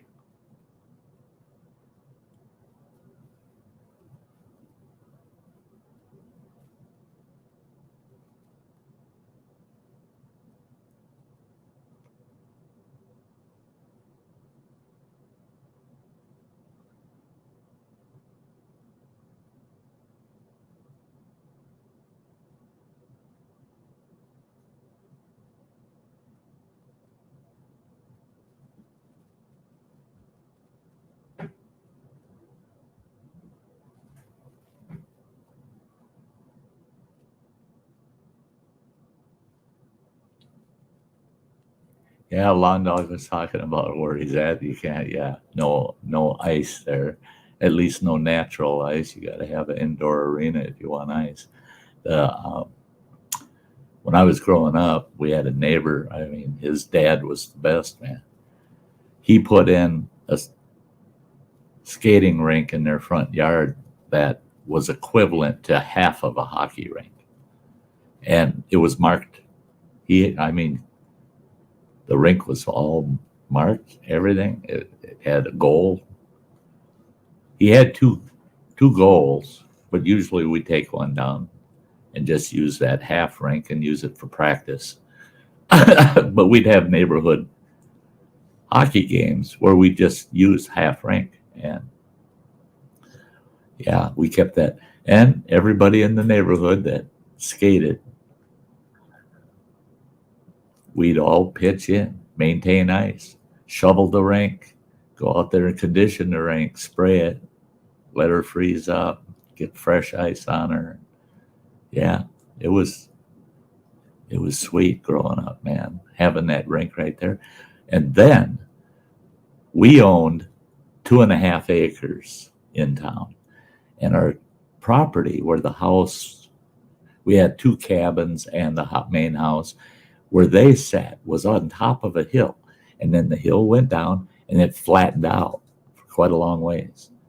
They bought that whole lower flat from us, the city, and they put in a regulation size hockey rink. And that hockey rink was there for the schools, for the public schools in our immediate area to use, and the public. Oh my God. They have an official hockey rink right in my backyard, man. I just walk down the hill from the house and there's the rink. I was on that rink constantly. I talked them into, they had what they called a rink handler. And I talked them into hiring me as one. So I did rink handling usually on Saturday and Sundays. And so I was there for 10 hours. We had a nice heated skate shack there, and it was nice, man. It was nice. And as the top dog at the rink for 2 days, yeah, I was in my skates the whole 10 hours, man. You just skate in that rink constantly out there, making sure people aren't starting fights.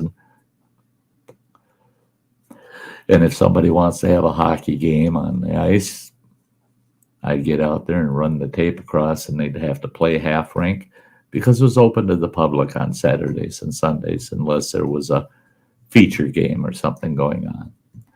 But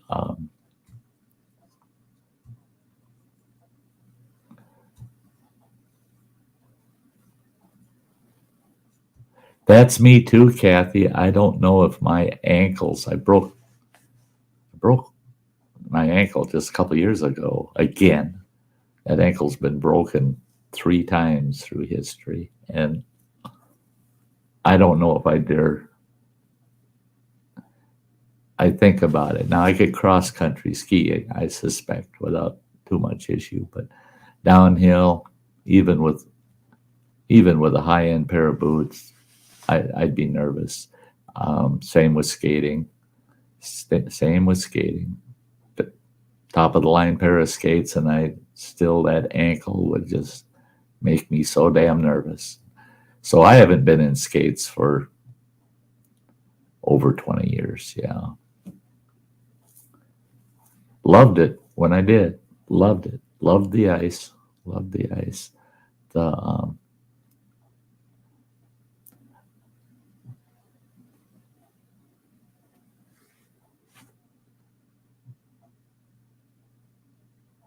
That's it, is things you've done in the past come back to you a lot quicker. Yeah. Cinderella, you're right. That's like Cinderell's talking about. We're talking about skating and not skating for 20 years or more. Could you do it today? Well, it would come back to you. If you got on them, it would come back. And I don't, because of that bum ankle I've got. I just don't. And it's, I could bind it up, get the skates tight enough. You could skate around an ice skating rink, but I would have. You couldn't strap up. Right. I would. And you'd be, I would still have that uneasy. I wouldn't be able to power skate at all. Exactly. You because I'd be too nervous. Yeah, you could be out there like at any ice skating rink out in the public. We just skate around real casually. See, that's the problem with us guys, right? We can't just get out there and skate casually. We have to remember our youth. And we got to, now I got to skate backwards. I can skate forward. And I've skated around there a couple, 2-3 times around that rink. And I'm feeling really good, right? Next thing I do is I got to skate backwards because I've skated backwards all my life, right? Yeah. Now I got to skate backwards. Now I'm skating back. Now I got to do with us guys. It's always It's always about pushing ourselves. It's always about a little bit. And until you're skating backwards, you catch an edge and you bust your skull on the ice. Bonk, bonk, bonk, bonk, exactly. The old melon bounce on the ice. You don't have a hockey helmet on now, and now you bust your skull on the ice.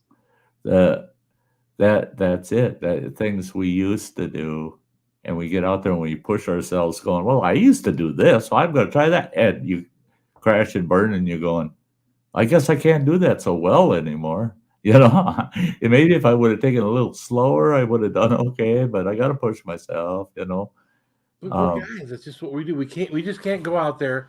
Our ladies can. They can just go out there and skate around, have a good time, and not do anything crazy.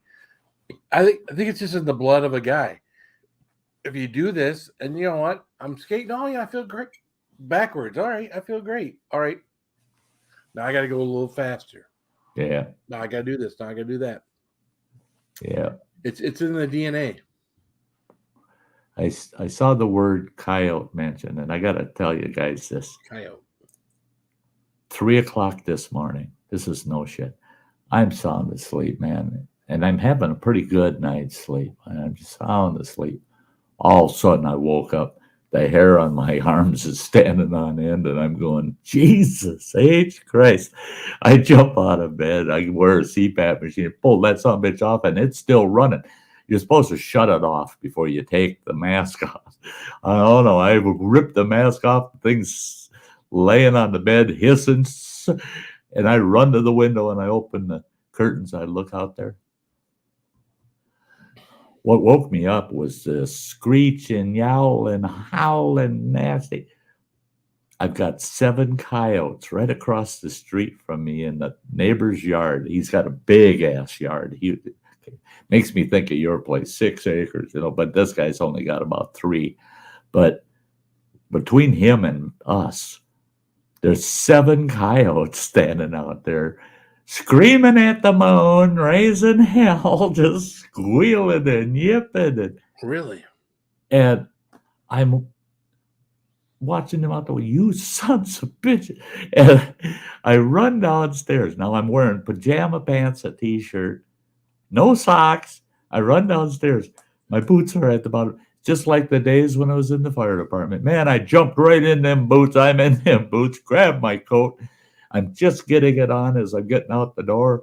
I'm out there with an unzipped coat, pajama pants, a t-shirt on the front porch, and all 7 of them are still out there. Yip, yip, yip, yip, yip, yip. And then 2 of them kind of walked away. Right along that side of our property is a hiking trail. I mean, I don't even know how many miles long it is, probably 40 to 60 miles long, this trail. Well, in the winter, they use it as snowmobile trail. So that trail's groomed and maintained. Looking at that trail, those 2 are heading down that trail away from us. And all of a sudden, they're raising holy cane down that trail a ways. And the other 5 just shut right up and they look.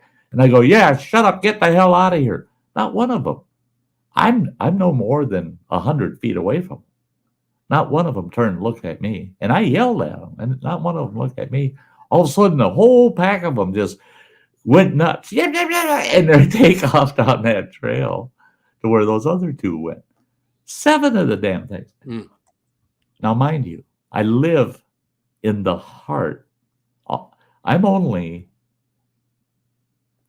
1, 2, 3, 4, 5. I'm 5 blocks from downtown of a town of 10,000 people. And I've got 7 coyotes out in my front yard. This town, you drive through it at night, you got to take 25-mile-an-hour speed limit.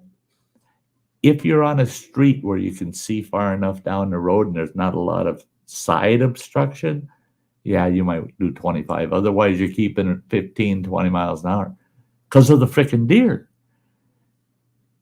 You'll be going down the street, and all of a sudden a herd of deer will run by, and there'll be 30 of them bastards running right down the street. Deer everywhere.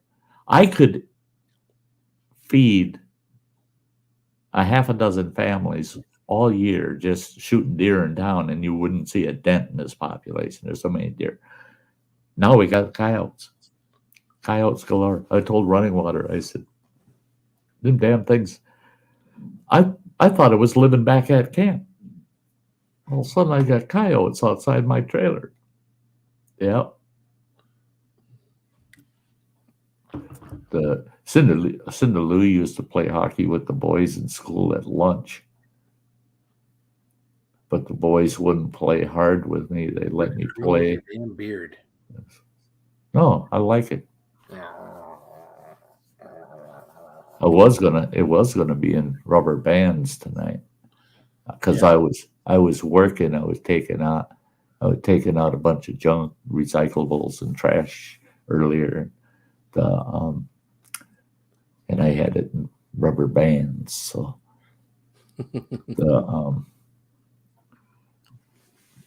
oh dear. Oh dear. Oh dear. Oh dear. Yeah, it's surprising. I asked our local chief of police, I said, how many deer accidents do we have in town here? This was a couple of years ago. And he goes, you'd be surprised. He said, and I think it was 2019, they had a total of 19 deer hits with cars in town. Right in town. In town, yeah. Where the damn deer shouldn't be unless they're picking up groceries. That's right. Right? That's right. You get that? Yeah, got it. Right. I don't know where. We don't encourage Russian prostitution, you know. Yeah, that's a good one. Yeah. Don't be talking dirty in Russian on my channel. Yeah. It was torn right in the middle and then taped up. Joey, really? Were the stickers okay, man? Tell me. That's crazy, isn't it? That pisses me off.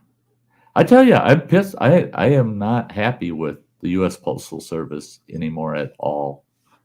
I sent out a total of 13 letters, right? Mm-hmm. 2 of them came back with return sender stamped on them. Return to sender. Mm-hmm. And because I've got a new address now, they sent it they screwed that up at my post office that they had to have. Sure. They sent it to my old address, return to sender. Well, they know I don't live there anymore, and the return address on the damn envelope is here. Oh, no. They sent them right back to the post office. That's weird. Then they put the yellow label on it and sent it here. And it's like, you bastards. So I had to send both of those back out. And, and Amazon packages lately actually says out for delivery, 4:00 in the afternoon, and it's updated. Will be delivered within the next 3 days. What? You just said out for delivery. That means it was put on the truck. Why is it going to take 3 days for the son of a bitch to get it off the truck? Don't lie to me. You never put it on the truck, did you? And then I noticed too, and my driver now, our postal man, he's gotten wise to it. I told him every freaking time he's standing at the door and he sees the studio in here. I said, every freaking time I get a package delivered, I've got it up. It says when I'm supposed to get it. I got it up on one of these 3 screens all damn day till it gets here. And then I'll see it. It'll update. It'll say, package delivered. And I'll go out there. There ain't nothing. Half hour later, here you are. You show up. I said, you son of a bitch. You're taking everything on your route and you're entering it as delivered. Then you go out on your route. I said, every time you do that, guess what? I'm calling the postmaster. He didn't believe me. Then last week, one day, he dropped package off and he knocked on the door and he tried to feed his ass to his truck before I got to the door. And I got there and I go, hey, how's it going today?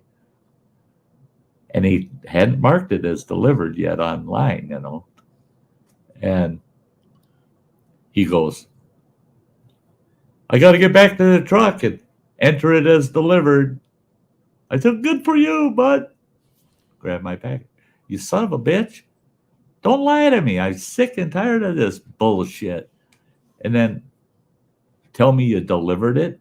No, you didn't. It never showed up.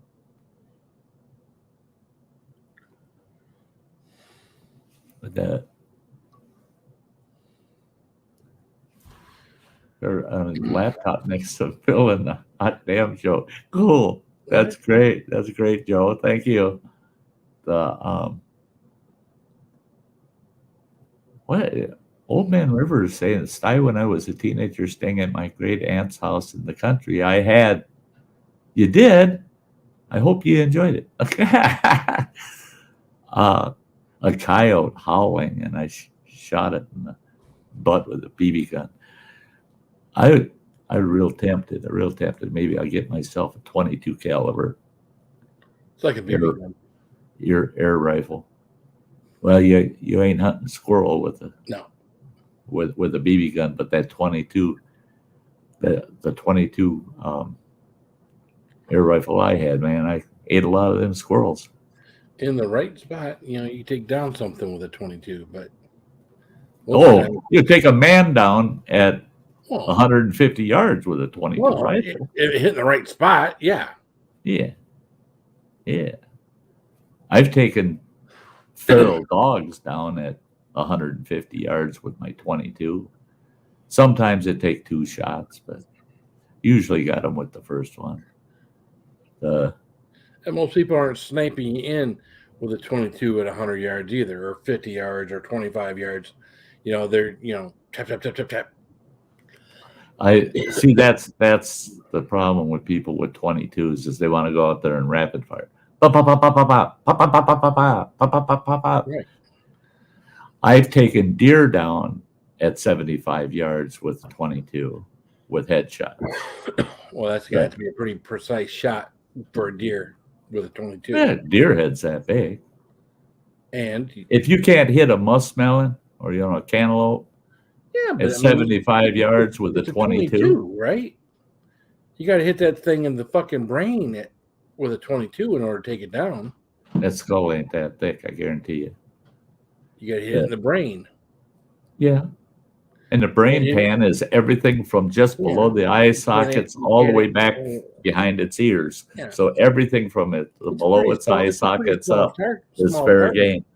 Nah, that's and there's part of that skull, that at the right angle, if you hit the part of the skull, it would hit it, but it would ricochet. It wouldn't go through it. Just boom. So yeah, pretty square too. That's why a couple of them needed a second shot. I'm telling you, and that's a statistic a lot of people don't know. What is considered in the world of firearms the most dangerous domestic firearm? It's the 22. The son of a bitch has got a range. It's got an injuring range. I didn't say the most deadly weapon. Talk about the most dangerous weapon. But it's got it's got an injuring range of up to, and in some cases, depending on the round, over a mile.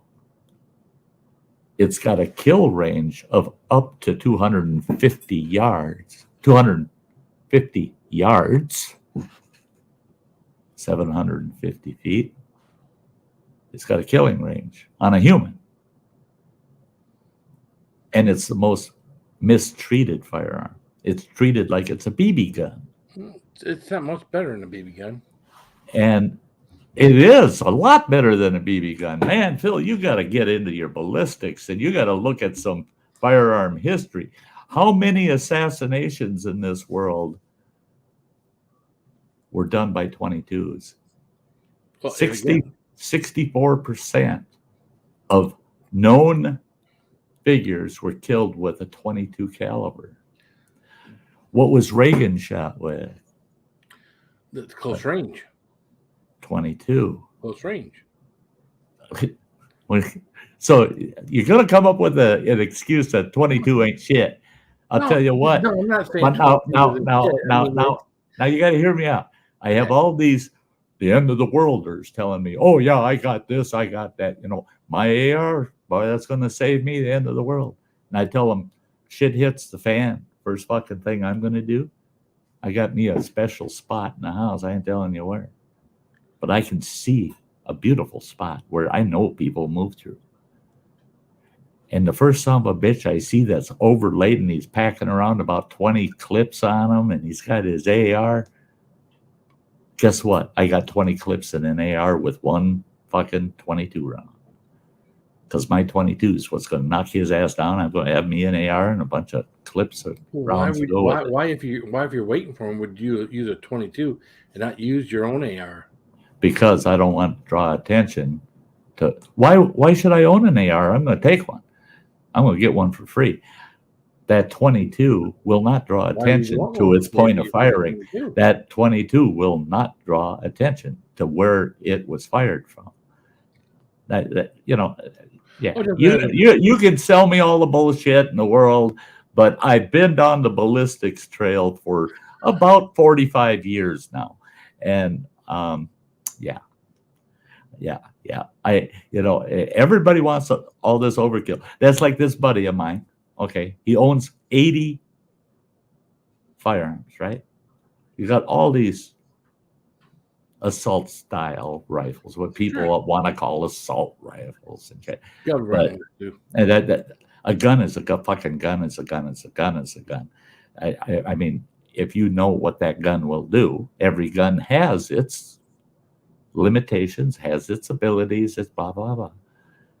But he's got 80 guns, and he says, "I'm ready, man. Let the shit hit the fan. I'm ready." I said, "You're ready for somebody to come blow your ass away with a 50 cal mounted in the back of his pickup truck and come in and take your 80 fucking guns away from you?" I said, "You're a fucking moron. If the gun you're carrying ain't enough, all the guns you own don't mean shit. They don't mean nothing. They don't mean nothing." And people tell me, "Oh, well, you own 3 handguns. Why only 3?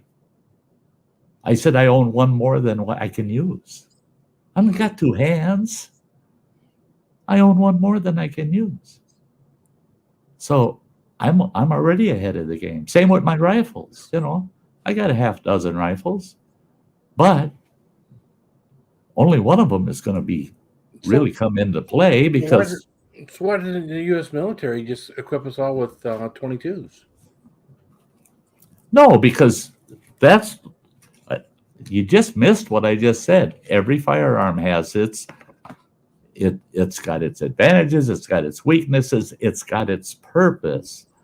And a 22 in a soft situation is the gun to use. It's the gun to use. It's not going to draw attention. It's going to get the job done. Now, if you put me out in the bush, I don't want to be carrying a 22 to defend myself, man. No. You guys are trained, and that's something that I always felt too. You know, I come from a strong military family, and all of them guys push the same shit.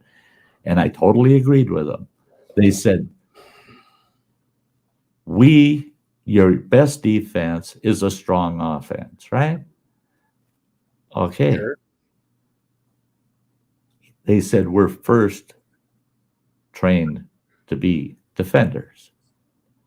He said, you're defending your own fucking life. It depends on what you're defending, but yeah. Yeah, well, their position on it is you're not defending the offense. So not. But wait, But wait, when you go on the offense, you're forcing a defense for yourself. You can't be offensive without being defensive, because once you start an offense, you're on the receiving end now of a return. So everything has an equal and opposite reaction. So if you don't know how to defend yourself, your offense could be a waste of time. Could be a waste of time. How many offenses through history of warfare, how many offenses went bad and resulted in retreats? And it was pure defensive to get the fuck out of Dodge and get out of there alive. So, and that's it, is you can't have one without the other. You got to have them both. You got to have that ability. And again, I had an uncle, he passed away just a couple years ago, but he was one that he really said, the way he put it was, I wish back in the days of Korea that we were trained more on situational awareness. He said situational awareness is where things fall apart. People under the heat of fire. That's what your sergeants, but that's what your sergeants, staff sergeants, and whatnot that have been in the bush longer than you had. That was their job to know situations. To have that, right? It wasn't the privates, the PFCs. It wasn't the guys that were losing most of their lives. It wasn't their job. It was their job to follow the sergeants and things that were guys that were in charge. But his point on it, and he was a chief warrant officer, and his point on it was he felt every man should have that. At least be experience. To have that. Well, there's front door training for situational awareness that could occur, and I don't know if they provide that nowadays or not. They may. I don't know. How the hell would I know? I didn't sign up. I didn't just get out of boot. I don't know. But but that's it. Is and that's the way through the history of warfare was take out the top dog and all the underdogs, man. They're bouncing off each other. They got no direction. They lost their direction. And he always felt he wanted his boys below him. You don't need me. You should use me when it's needed. When I'm here and I can direct you, you need that. But if I ain't here, man, you should be able to say, we don't need him. We know what he would tell us. We know where we should go. We know what we should do. And I think that's important. Hey, scrapping together. Good to see you out there, man. I'm going to call it a night.